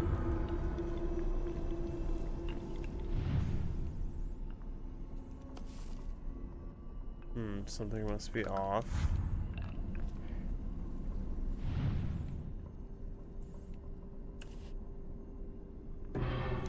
Something must be off. I am gonna be annoyed when... That wasn't right. What do you mean?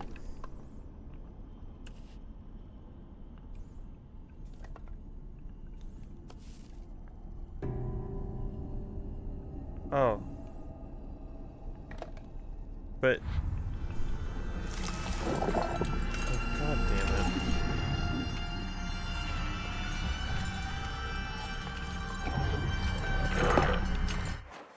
Did that work? Find the correct Emma 03? So...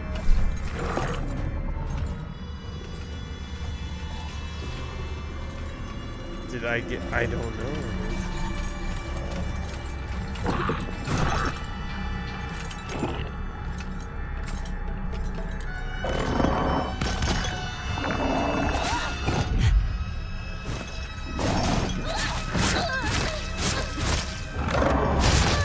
Sick, dude.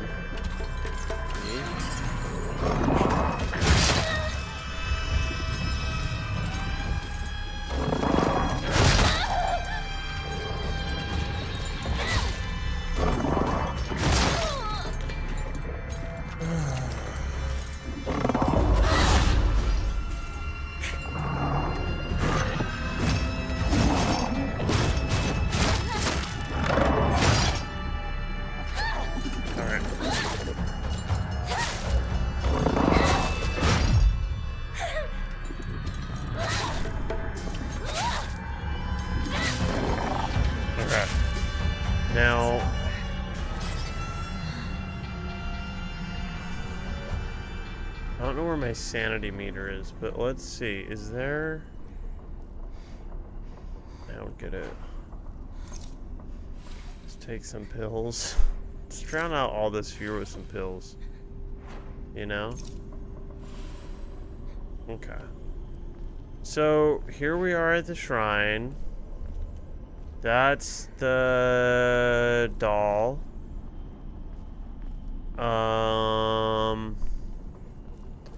That's the shrine we came from, right?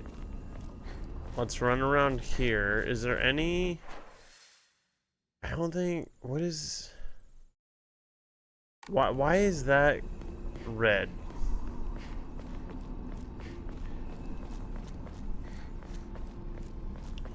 Let's go... We're going to the right spot. We are. Let's go over here. Why is this one red? He said something about preparing a key. It must have had something in its mouth. Oh, shit. I was kind of right when I jokingly said that. Okay, this one has a green ball. Does that mean shit? I don't know. I don't know, dude.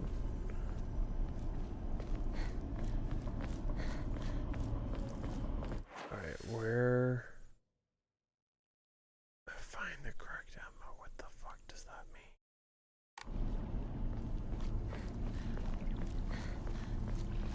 Okay, let's...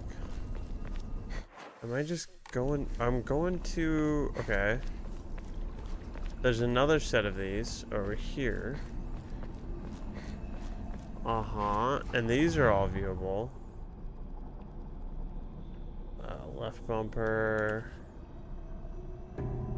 It's not working.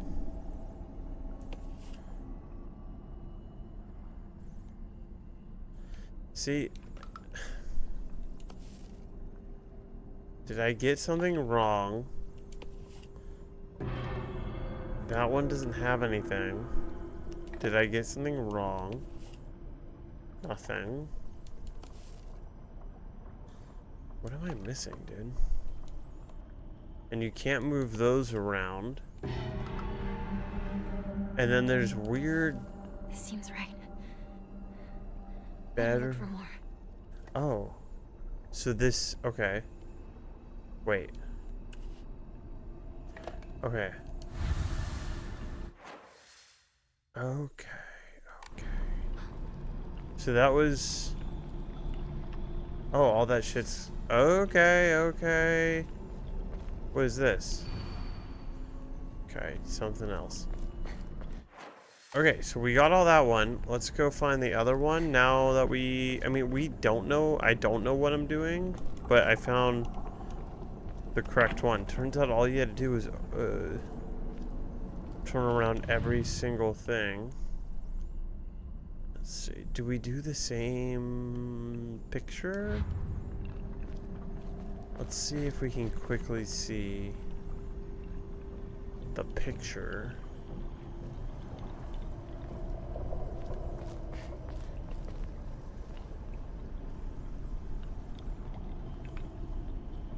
Okay. How about this? Anything here? That has a tree. That has the tree.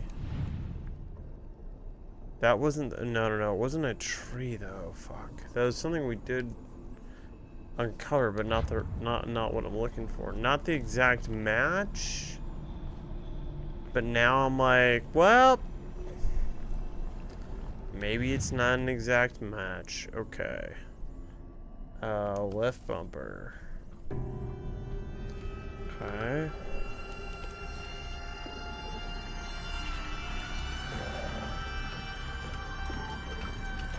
Come on, let's go fast.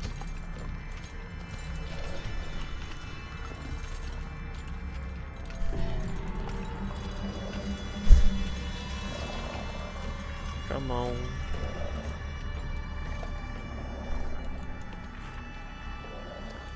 Okay, did I miss it? No, that's not it. Fuck. That wasn't right. Okay, so it's not that. How about this? Is it this one? No. Alright, let's go top to bottom. Be so sick. I just don't... I don't get... what clue I'm missing to avoid having to click into all of these. Maybe I could have looked around at the last one. And... One left. Oh. Okay, so it's that, but how would I have known that, you know? How would I have known that? Okay, so let's go around this way. Hey now, bandage.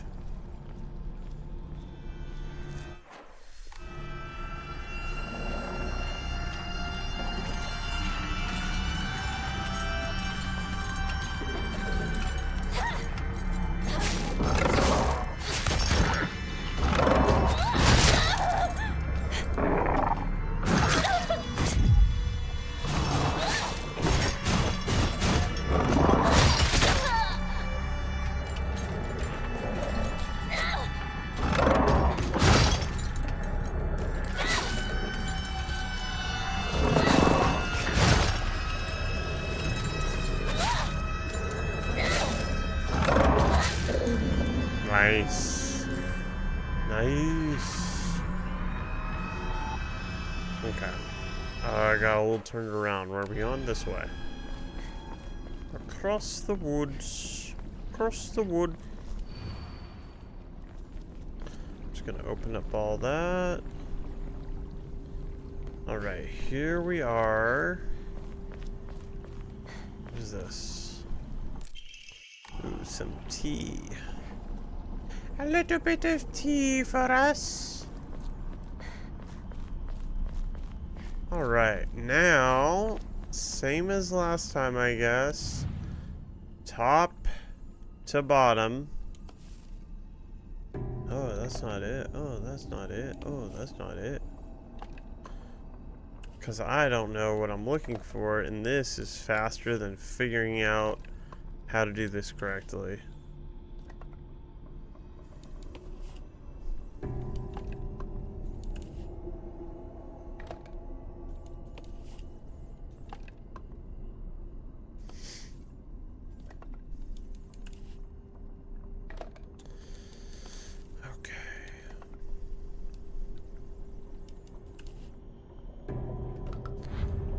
One board down, dude. Now just all the other boards until we figure this out. And I have to go left to right, up and down, or I won't remember what I've done.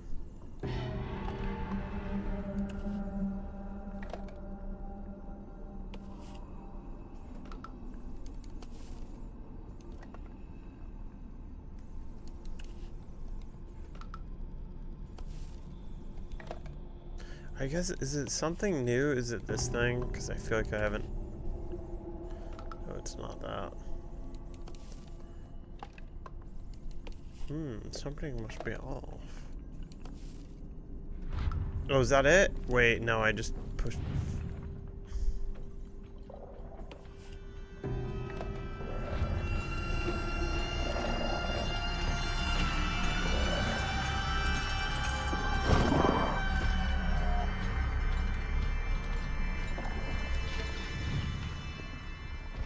Cool.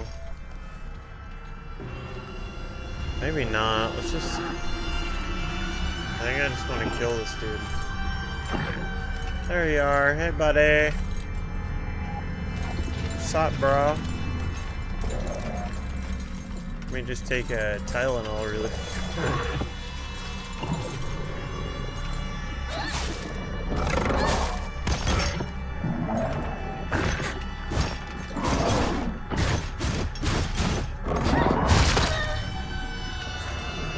Get him. Get him. Get him. Girl power. Stab him. Stab that nasty man.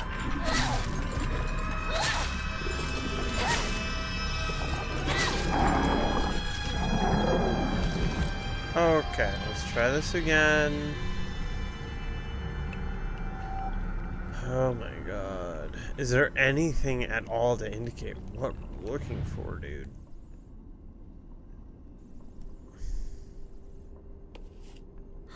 That wasn't right.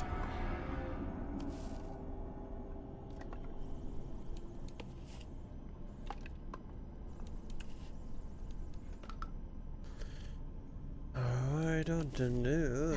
That's not it. Alright, how about this? This is something I have not seen yet. That was it. Okay, combination lock dial. The combination lock's missing dial. Alright, time to try that lock. Yeah, wait a second. Open the shrine vault. Okay. But I don't know what we just uncovered. I hope you guys, the game publishers, wrote it down.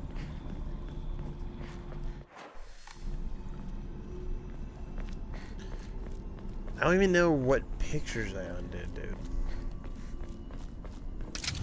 Okay, god damn it. I don't know what pictures it was. Pictures it were. How many did you do? Okay, here's 1, 2, 3, 4, 5, 6. 6? Really? Wait a minute. I feel like I've seen something like this before. God damn it. hold on. Did the game like... I mean, there's no way you expected me to remember that. Did you? Really? Journal? Maybe? No? Fuck. Me? Not even in my notes, huh? Oh, wait. Okay. I didn't realize that there were other things. Okay, so let's go puzzles. Shrine vault. Yes! Yes! We got the cleavage. We got a ball kind of thing. And then a window with a rope coming out. That's how we remember it. Okay. Cleavage. Ball coming out. House with a rope coming down. Thank you. Alright.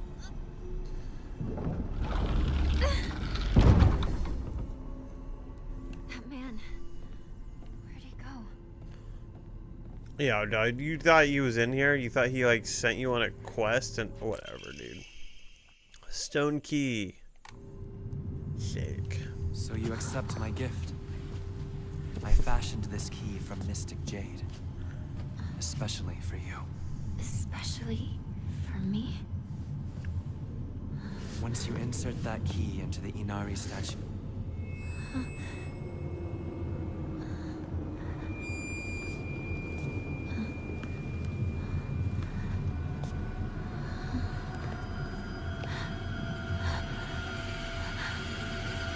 I think this doll might be cursed. I could be wrong, but...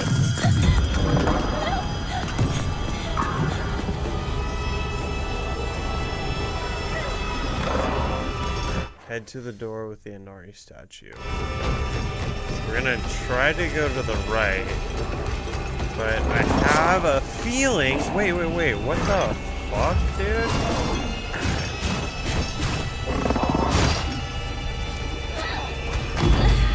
Oh, is that what the... Okay.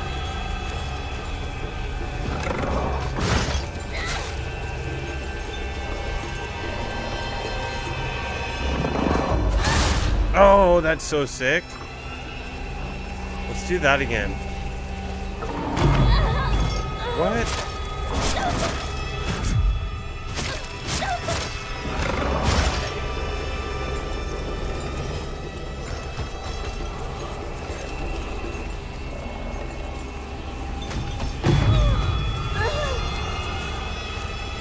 I'm ready. I'm ready for you now. Yeah, dude. I'll get you back, bitch. Come on. Come on. Yeah, dude. I don't know what that's doing, dude.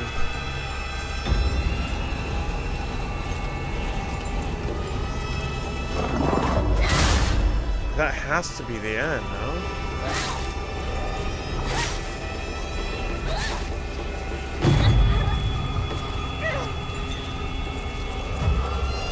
Is that my sanity? Okay. Yeah, that one.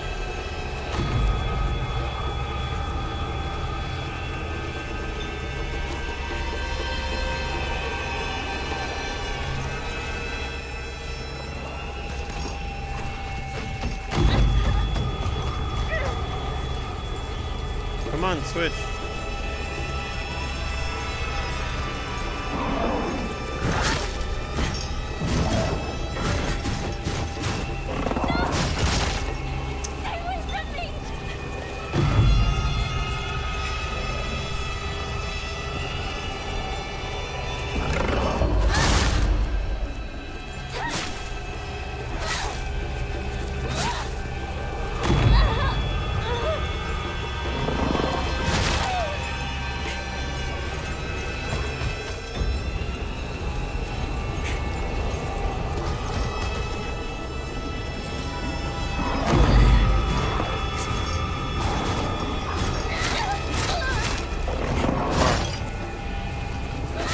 I die, it's not my fault.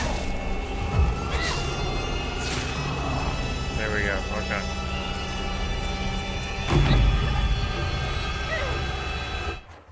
Alright, let's go. Let's go. God damn, man.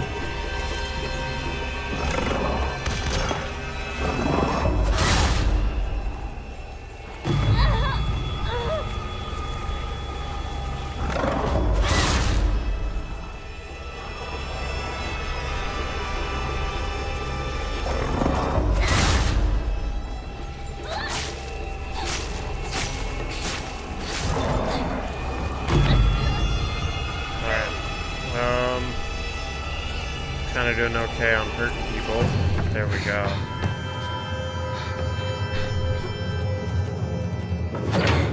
Hey, going right back into the building we were just in, no? Whoa, we fixed it. With a key. The door from earlier was for welcoming visitors. However, this door denies all but the select few who may tread sacred ground. Am I allowed inside? Why, of course. Today you are most welcome. We must continue on ahead. Shall we rest first? I'm okay. I think. Tell me if you need a break. Now then, onward.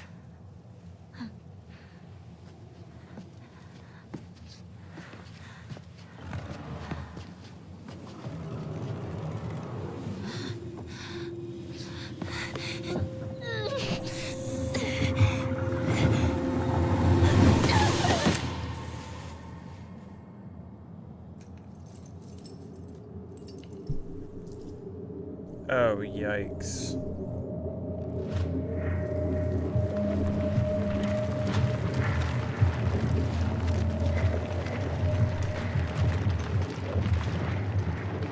Oh, yikes. Hey, the fox watches over that chicken coop. Hinako. Are you okay? Talk to me!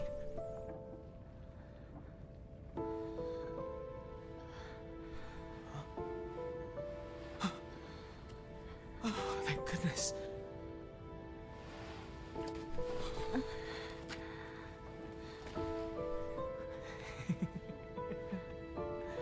Well, you never have been one to go down without a fight. You're alive.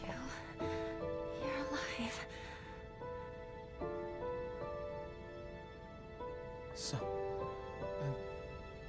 where's Sakuko?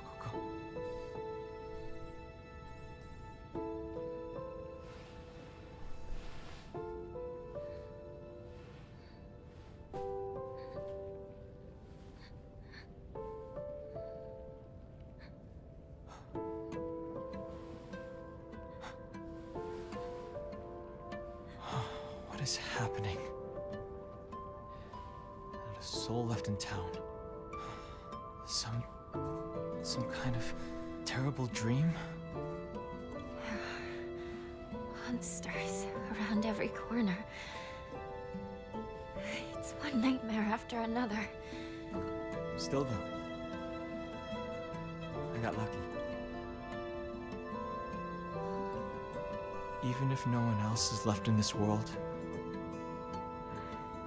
it's good to know you're still around. Wait, what about Rinko?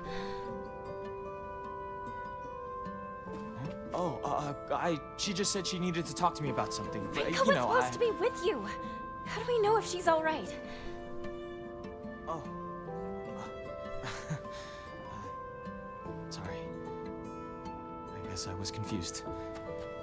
We all got split up and ran off. I haven't seen Rinko since. This dude's trying to get, like, pussy mid-disaster. This is crazy. It's not that crazy. It's not that crazy at all. I think we all know a dude who's down at all times. Let's go find her, partner.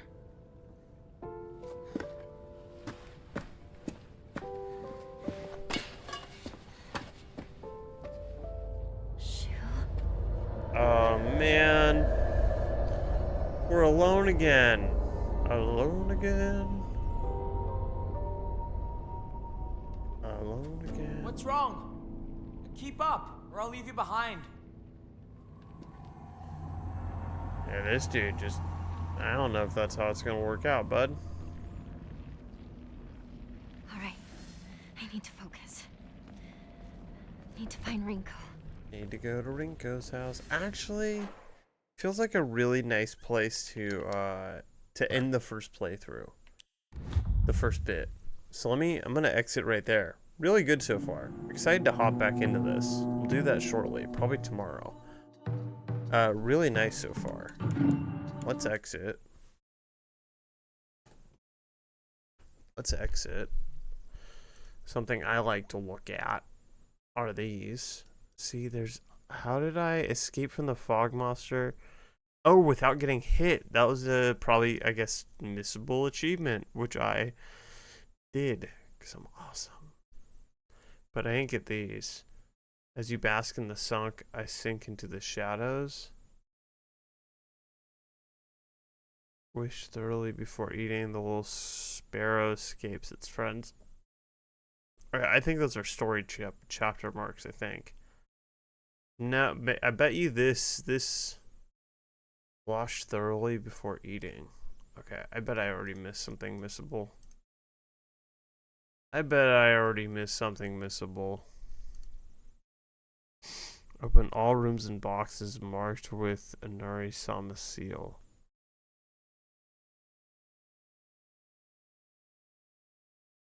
Okay. There's a lot. There's a lot. There's not a lot. There's not that much at all. Well, 56 actually. That's pretty decent. It's pretty decent. But yeah, great game. Looking forward to playing more.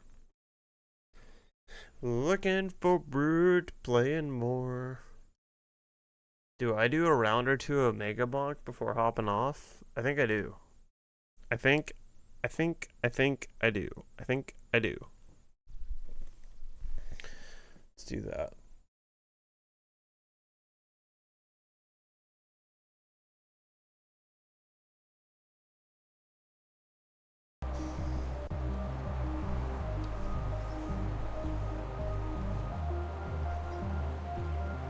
Nice. A new Mega Bonk session. That leaderboard got updated. No longer number 3. Okay, let's what do we got? Let's play, obviously. And let's go to quests and see like maybe what we can finish today. Characters, here we go. Get the Thorns Tome to level 9.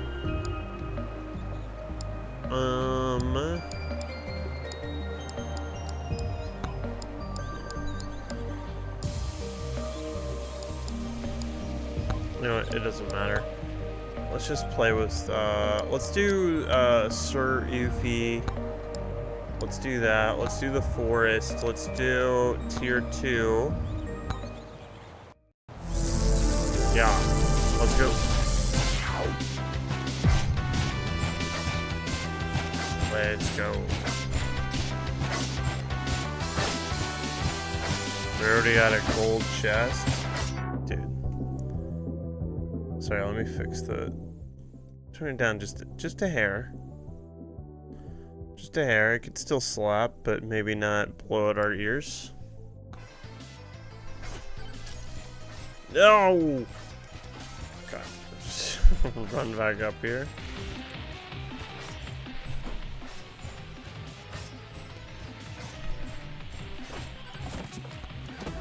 There we go. Hey, attack speed. Nice. Hey, attack speed, nice. Is there any way to, like, go super fast?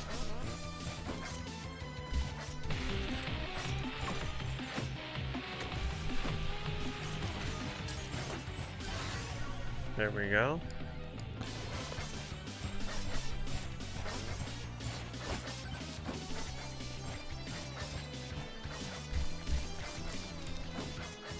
I have not gotten that much just yet.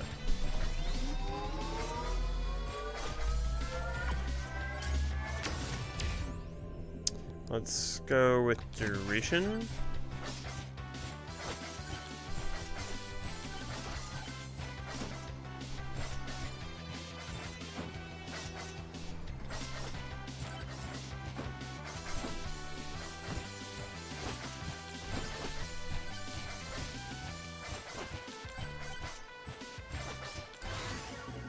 Alright, what do we want to do? What are we going to do?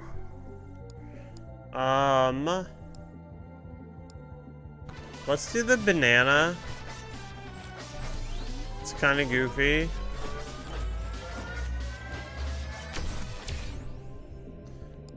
%14 damage to elites. I'll take it.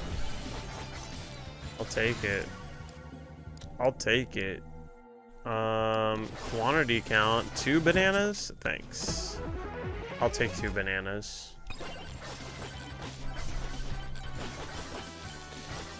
I'll take all the bananas, bro. Let's take stronger bananas. Oh, I didn't. Oh my god, that's so stupid, dude. I didn't realize what I was doing. I didn't realize what I was doing. I was not trying to make the boss cursed. Okay. Well, that kind of blows. Because that just means that it's going to be harder.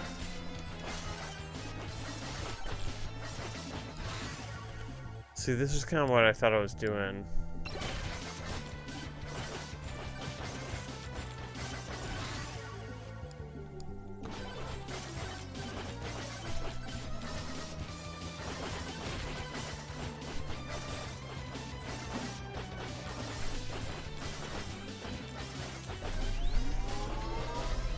Oh, double action, double action, double action. Let's go with some thorns. Let's do some max HP.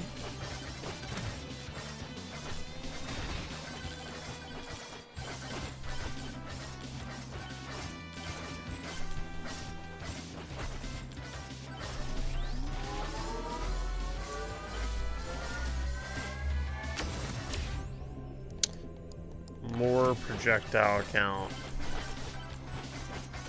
Stone Golem and Stone Golem. Sick, dude. Alright, this actually isn't... My bananas are kind of killing it.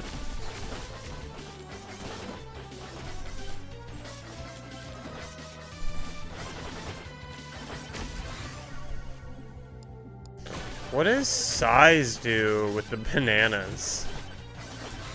What does that do? You know?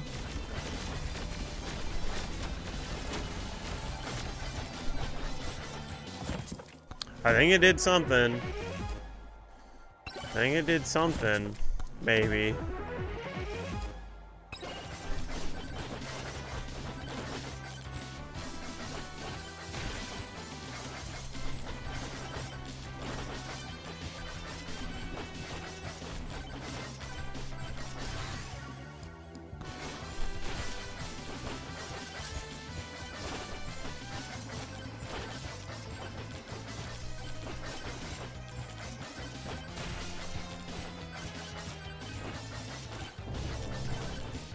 Bring it on. Bring on the swarm, dude. Let's grab this stuff.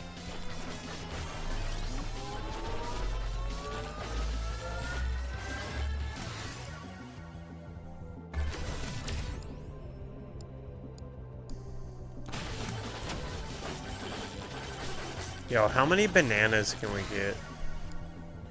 How many bananas can I get?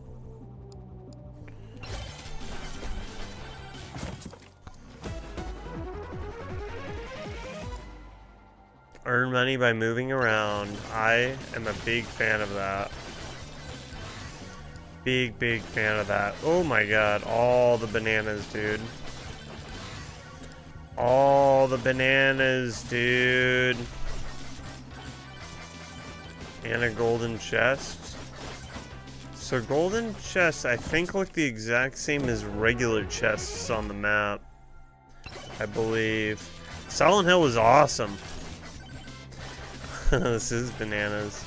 Silent Hill was really good. Really enjoyed it. Looking forward to playing more.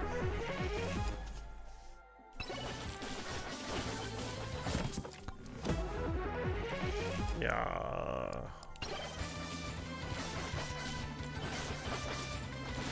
Okay, I'm at the 5-minute mark. I need to go find this boss.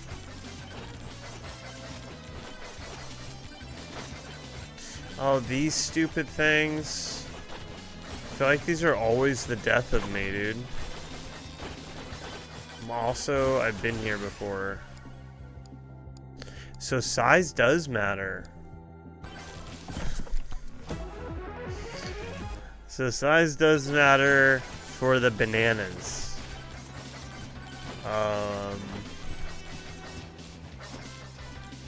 Yay! Because, yeah, because that was just the benefit of one of the levels. That's nice.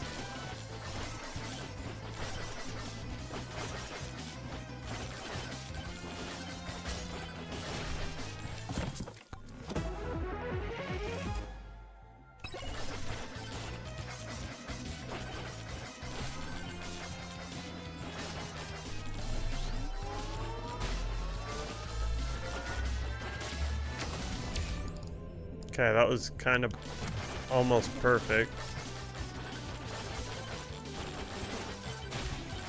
There we are. Let's do the moldy cheese. Just because, oh, that's, I should have waited on this. My God.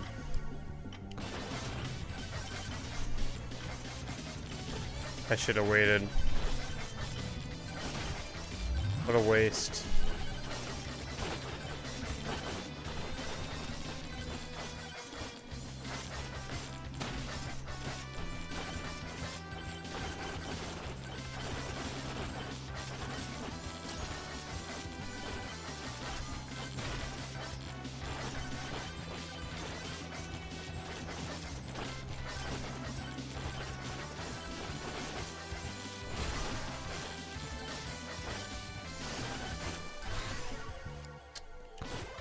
Bigger size. How big can we make these bananas? Okay, I have 3 minutes to go find the fucking boss, dude.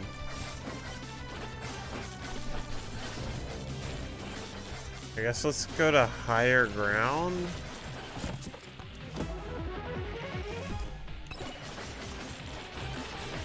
I've already been over here because that radio's on.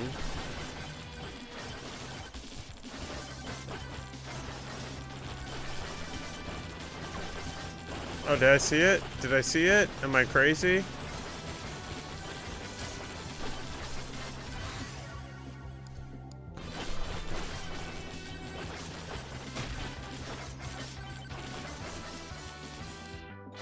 I can't, how do I, oh man, I wish I could see the map, dude. Just to know where I have been and haven't been.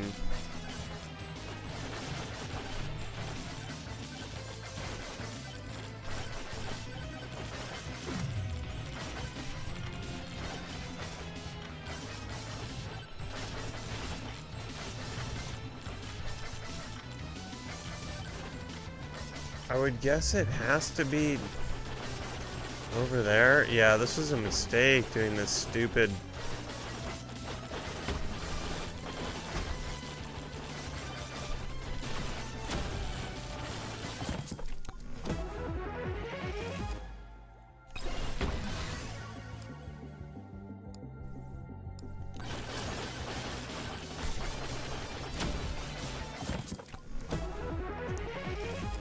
I would love to find the boss though, because I'm like kind of taking out these elites really fast.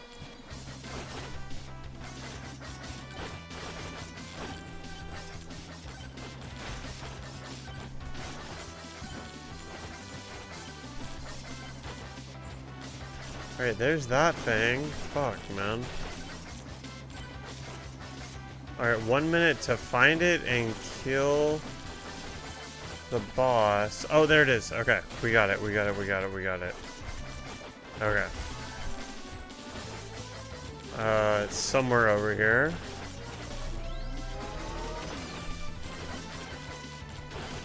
Where is it?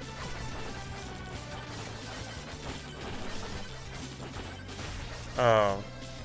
There it is. Okay. Wow. It's just down there, huh?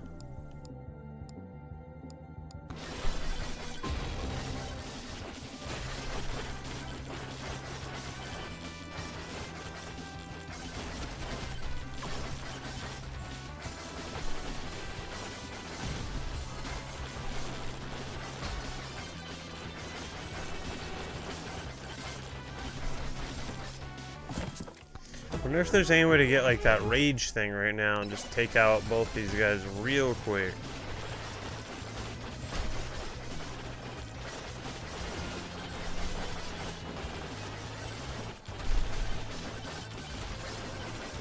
Come on, there's one. Let's go get the other one. Ooh, nice rarity. Nice rarity. Increased damage by 20% per 100 max HP. That's kind of huge because I have 200 max HP.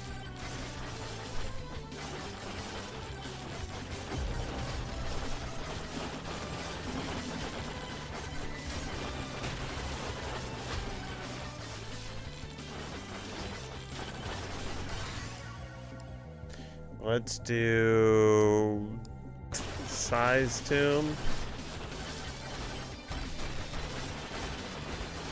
There it is. There it is. There it is. Okay.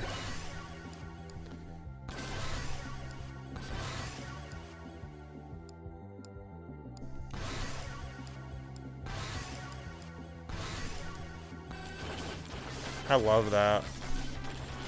Look at those fucking bananas. They're so big. The bananas are so big. Okay. Let's go to phase 2.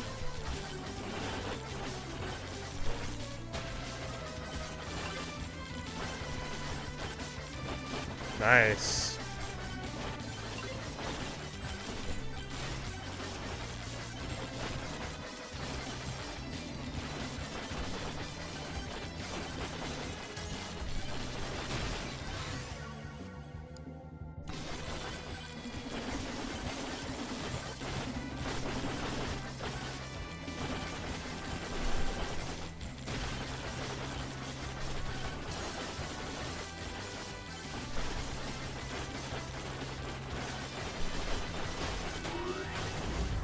There we go. Got out right in time.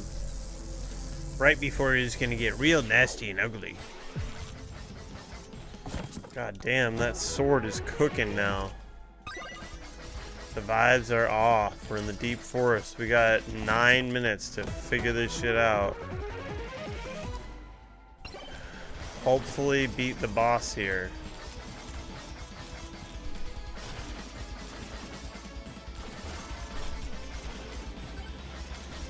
Kind of feels like I'm running really slow, but I can't. I don't know. We got 2 keys.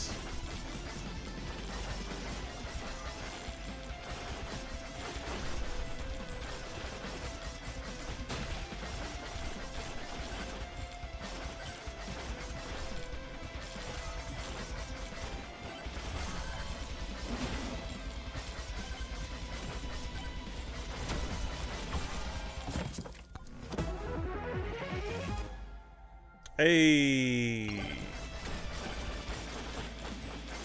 think I've ran 2 of those. Let's see how fast these shrines are going.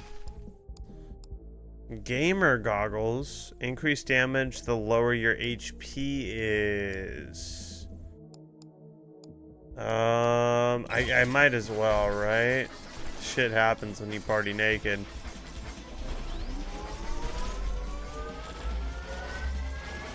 That didn't seem very fast. Let's do duration.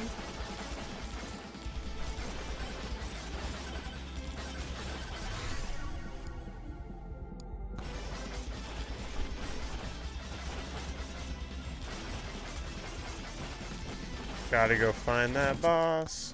We gotta go find that boss.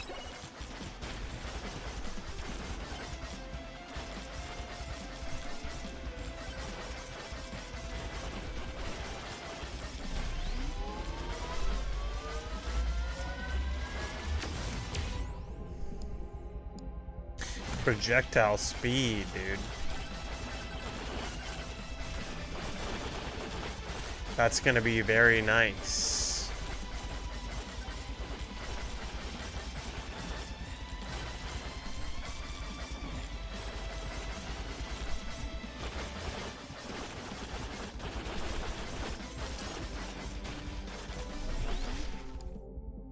Increase damage by 2.5% when opening a chest. +1 projectile count for all weapons.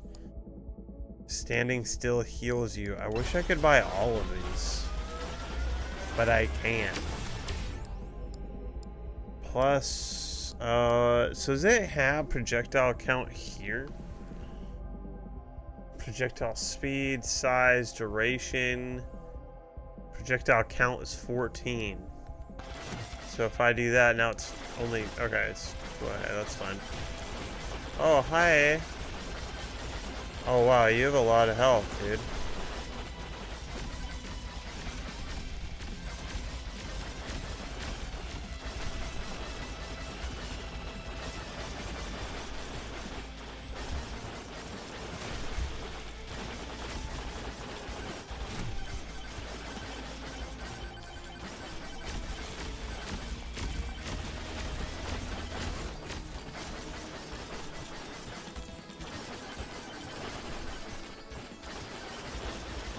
Alright, we took this one out way better now, though. Look at us. We're learning how to stack our weapons and things. There we are. Very nice. Okay, 6 minutes to go find this boss's spot. Man, is that the third ring we've gotten?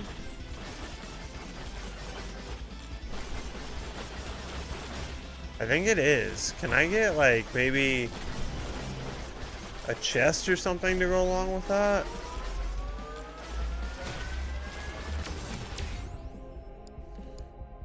Damage to them,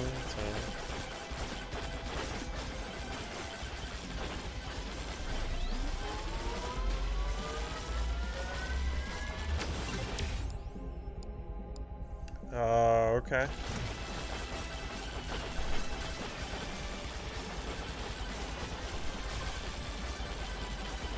That's so sick, dude. What do we I guess Bananarama. We got the stock market thing, I guess. Big money. Big money. Big money.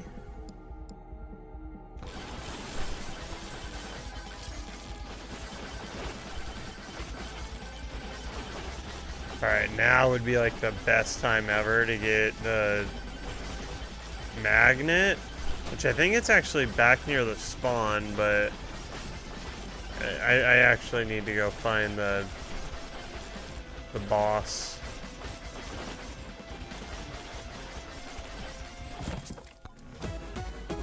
Bum bum bum. Reflect some damage. That mirror.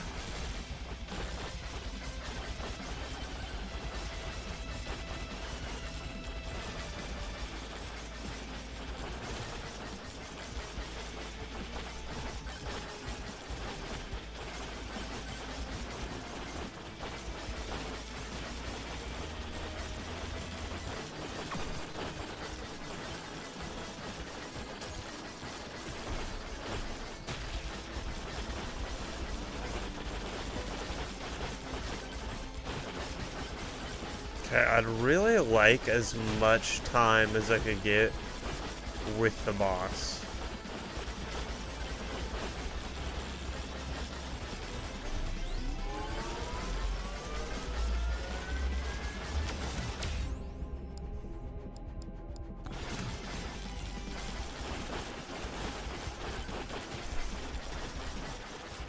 Do bosses count as elites? Let's go with...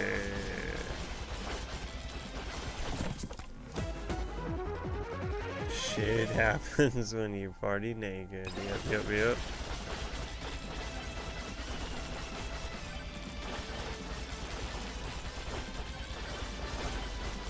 Oh, nice. Okay, we found it.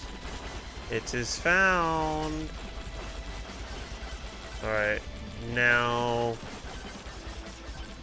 we gotta just spawn the boss, dude. 560? Okay. Might not be the hardest thing to do.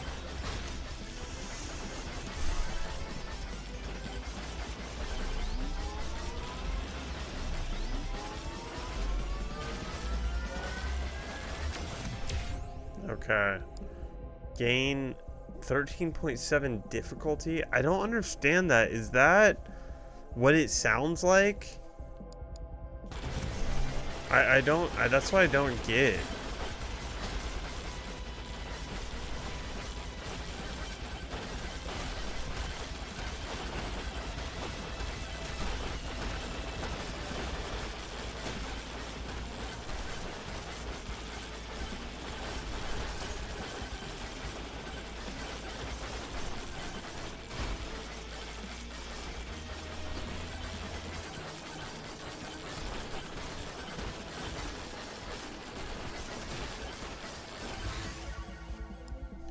Obviously, sword. Oh, man. Damn, dude. Damn, dude.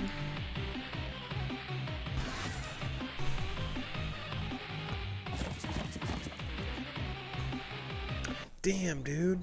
Okay, we're gonna run it back.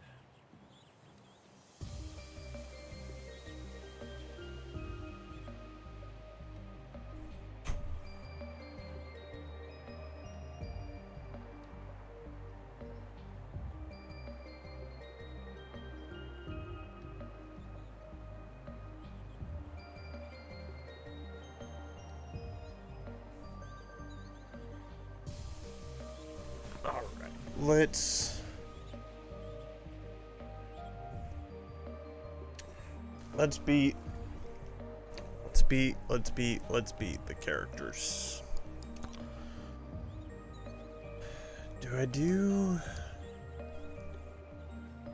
Let's do Mega Chad this time with the tier 2. Let's do Mega Chad with the tier 2 and see what happens. Let's go.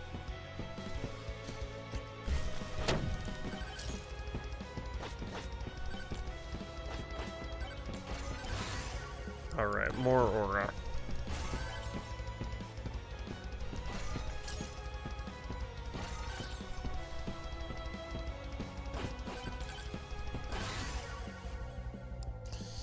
Let's do... I don't really want... like, maybe XP Tome, but... not really. Let's do... Do I want to do Banana Ring again? I don't know. Not really. Not really.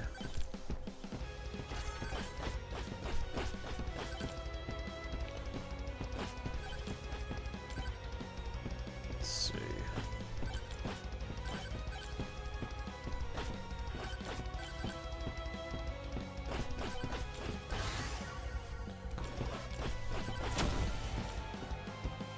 Yo, come back, come back, come back. Hold on. I heard it.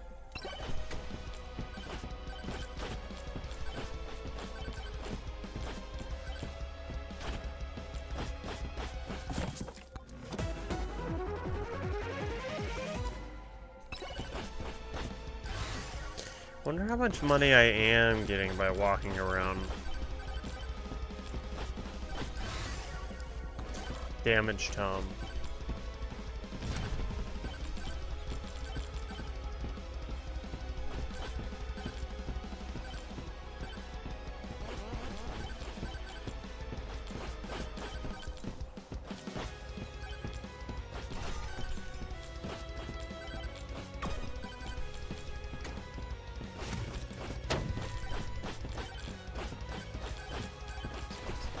Oh my god, dude, this hurts so much. I hate it. Hey, health on the go, though? We'll take it. We'll take it. Let's do... Fudge. That's what happens when you kind of waste your one reroll. I don't know. Maybe it's for the best.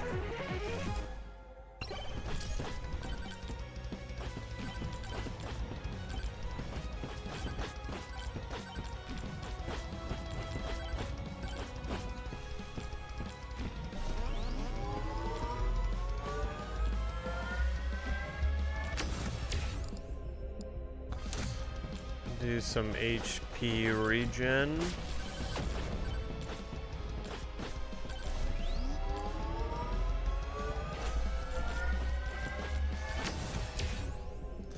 And we'll do pickup range.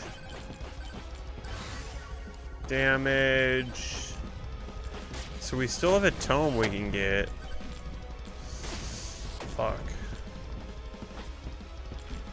Alright, let's just go down this way. Maybe the boss is this way. What do you got? You got anything good? Attack speed? I don't know if that's worth it, actually, with this character.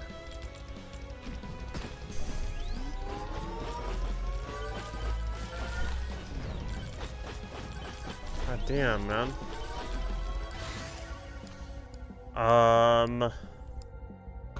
Quantity tome again. Power. Oh my fucking god. I don't like those green things that explode. They're so fucking annoying. We'll try it again. If I feel like those are the enemies tied to the characters themselves at all?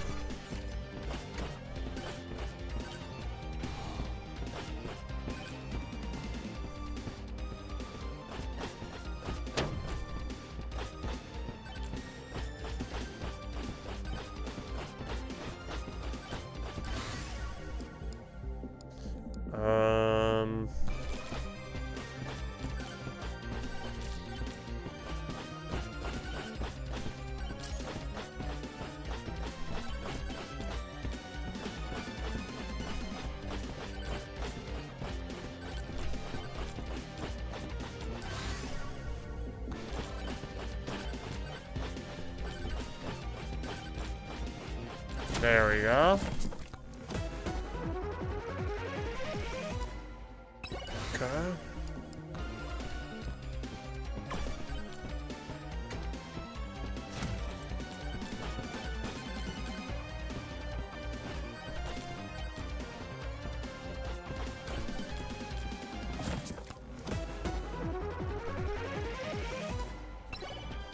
beer. I should probably still be reading what all these things do. I'm not really there yet to know what the beer does, but here we are.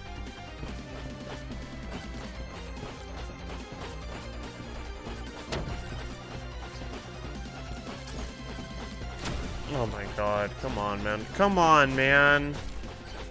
It's me. It's me. It's me. It's me. It's not the character. It's me. It's me. It's me. It's me. Alright, let's unlock the monkey. We got a lot of coins. That's nice. Anything else? No, we just have a...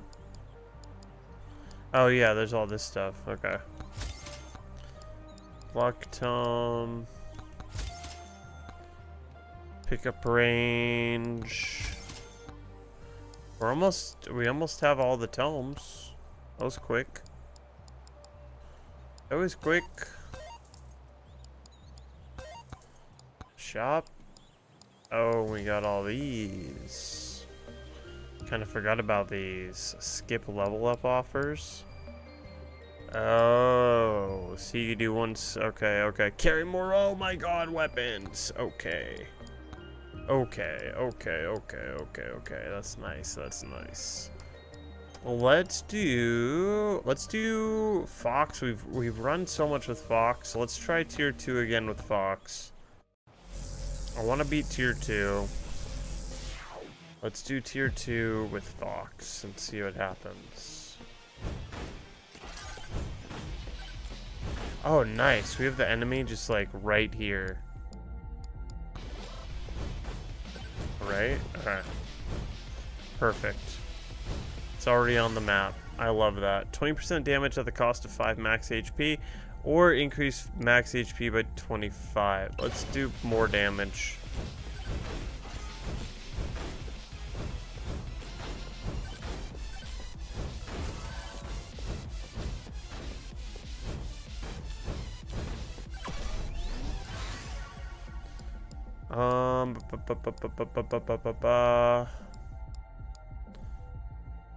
Refresh. Pickup range? I don't know. What about lightning? Let's do lightning, I guess. We'll do lightning. I know it's weird, but we'll do lightning. Because it is a challenge. I don't think I finished this for the, whatever the lightning character is gonna be. Projectile count, nice. Okay, a lightning staff.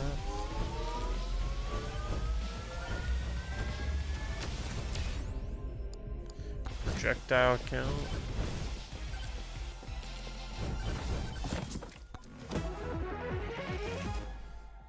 XP gain.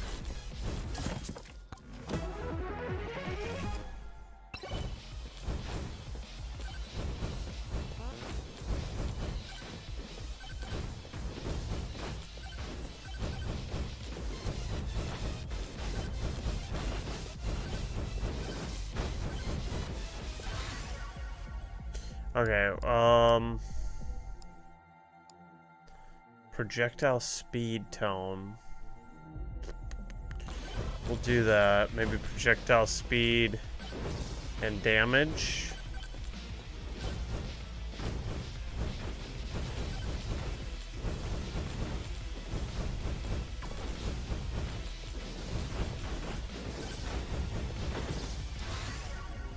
Okay, 20% min damage. Credit card, increase luck by 2% when opening a chest. Might as well. I like opening chests. I feel like I try to do that when I have enough coins. I don't wait too long, so let's take advantage of that. Projectile speed. Lightning staff.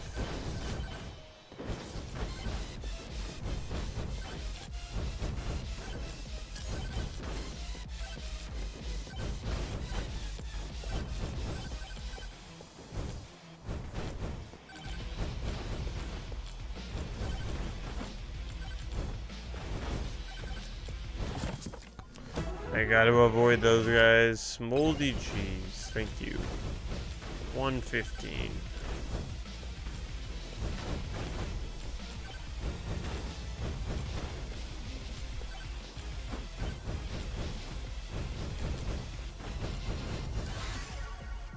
Armor tone, evasion tone, knockback tone. Let's do armor, I guess, because we're out of stuff.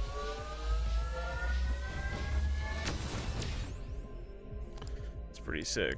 Let's add a projectile. Oh shit, these guys, huh? That was pretty easy. Maybe, I don't know. Was it? Are they all gone? There it is. That was easier than the last time I did that. Okay.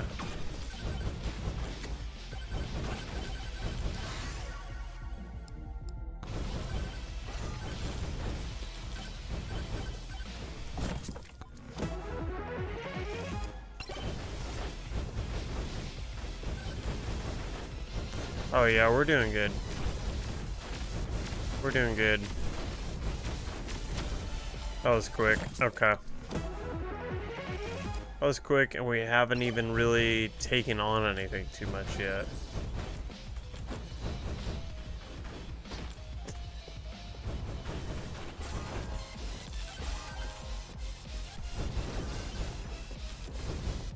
Oh, I love this. Check this out. We're gonna do this one and this one at the same time. And we got a vase. That's a... yeah. Jump height's so weird. But might be really, really needed.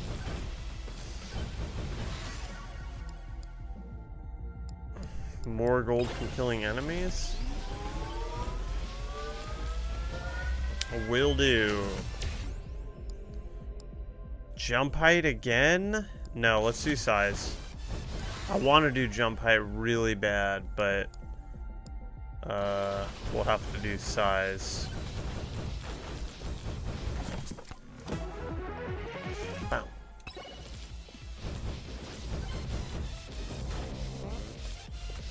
Swarms coming.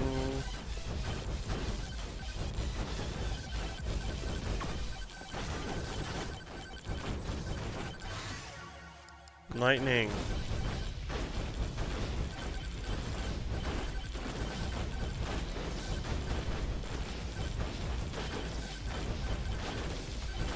What do I need? Am I good? I am. That stupid ghost thing. I don't know when it comes into play. Oh, nice, nice, nice. Okay. Sick. My god, where is a thing when you need it? Hold on a tick. There's that nuke. Can I come back here after? Let's wake up this dude. We'll do projectile speed if it's all even. Where is it? Oh, it's over here? There it is. Perfect. Okay. Let's wake up the boss. And then go do the nuke thing.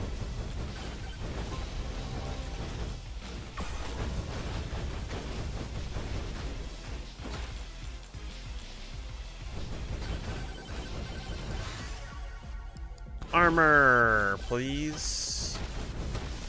Where's the nuke bit? Oh, it's right here. Fire staff. Fire staff.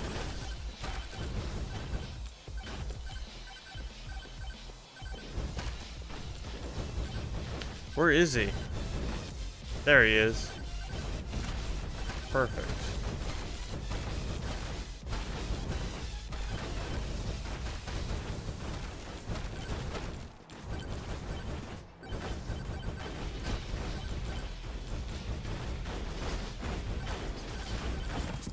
Damn it, I think my god.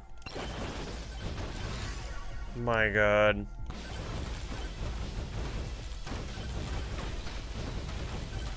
Come on.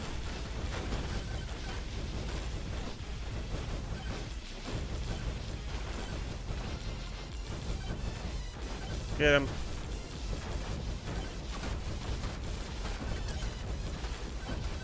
I think we got it. We got it right there, right there, right there. Nice. Armor. Lightning. Armor. Armor. That's a lot of armor. That's a lot of armor. Okay, final swarm incoming. Let's go to Le Porto.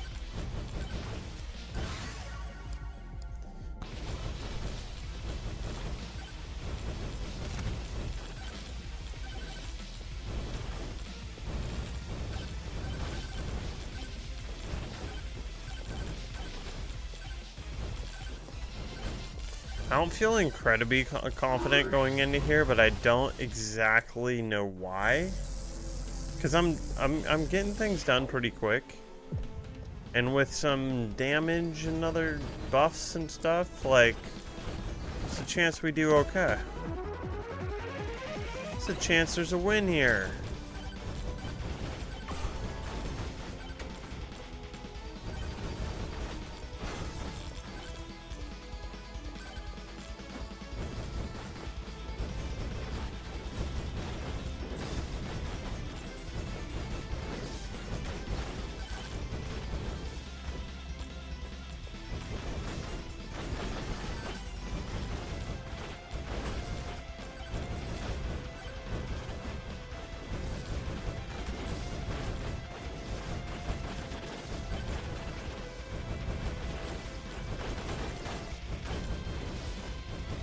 Is that it down the... No, no, no.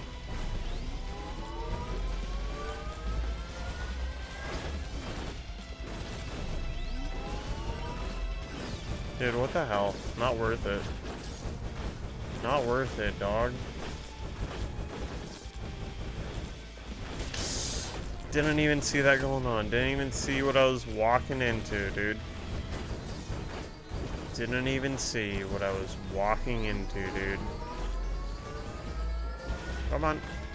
Nope. Not worth it. Not worth it.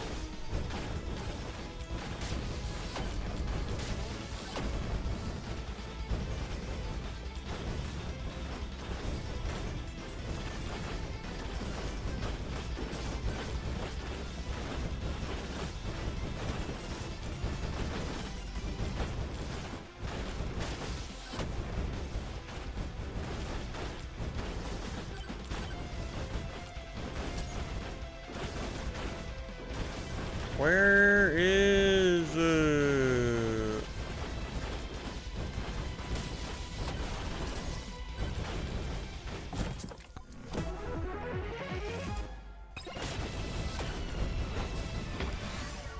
Okay, let's do armor.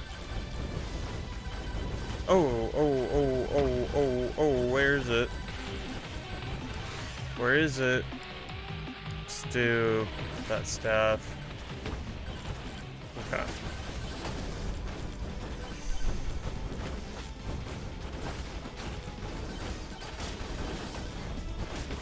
This is such fucking shit, man.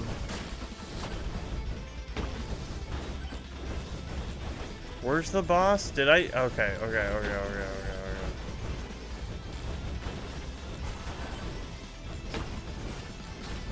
Dude, oh my god, there's no fucking way, man.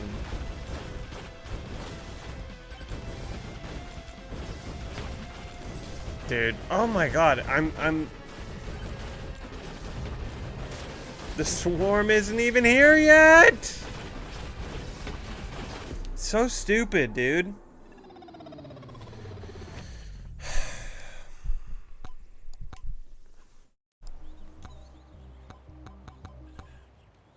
So dumb. I do not like those enemies.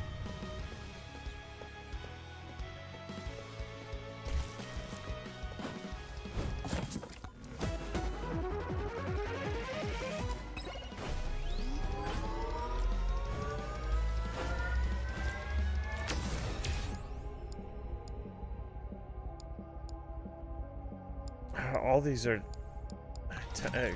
10% power up multiple. Okay. Okay. Let's do. I get.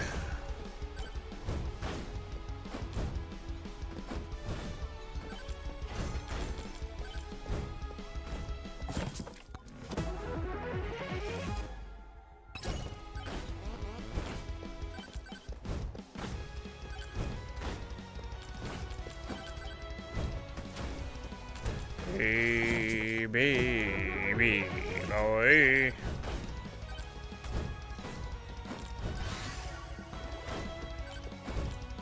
Right, where is the boss?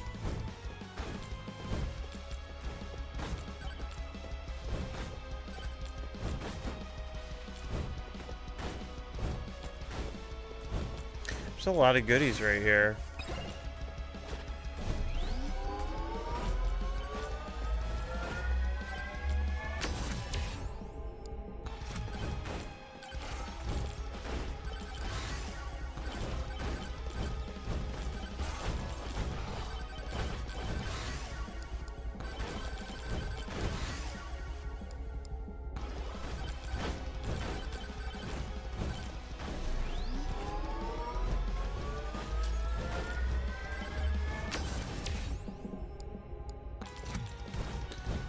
Take 24 max HP any day, dude.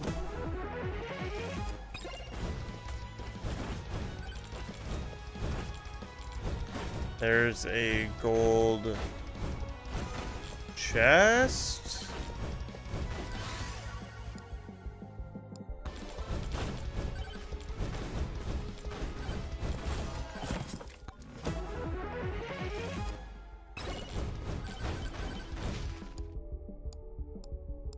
Increase damage by 10%. Will do, dude.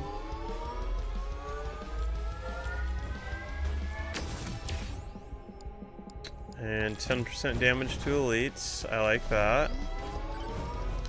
Okay.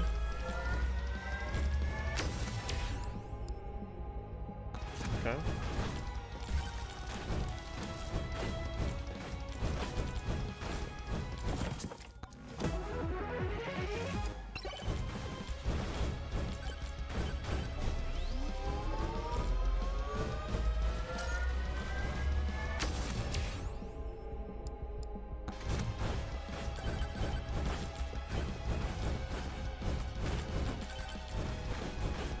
Oh, here's that dumb bush.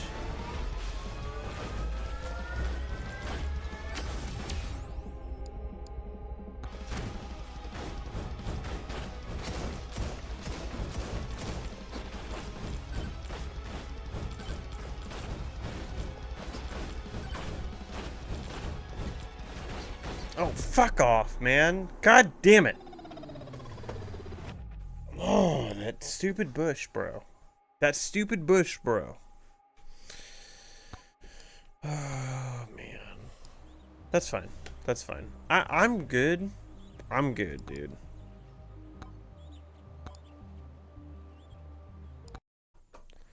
I am all good. We got some things today. We got some things today. Let's, I want to see the achieves. I want to see the mints I get. What mints did I get today? Where's my streak at?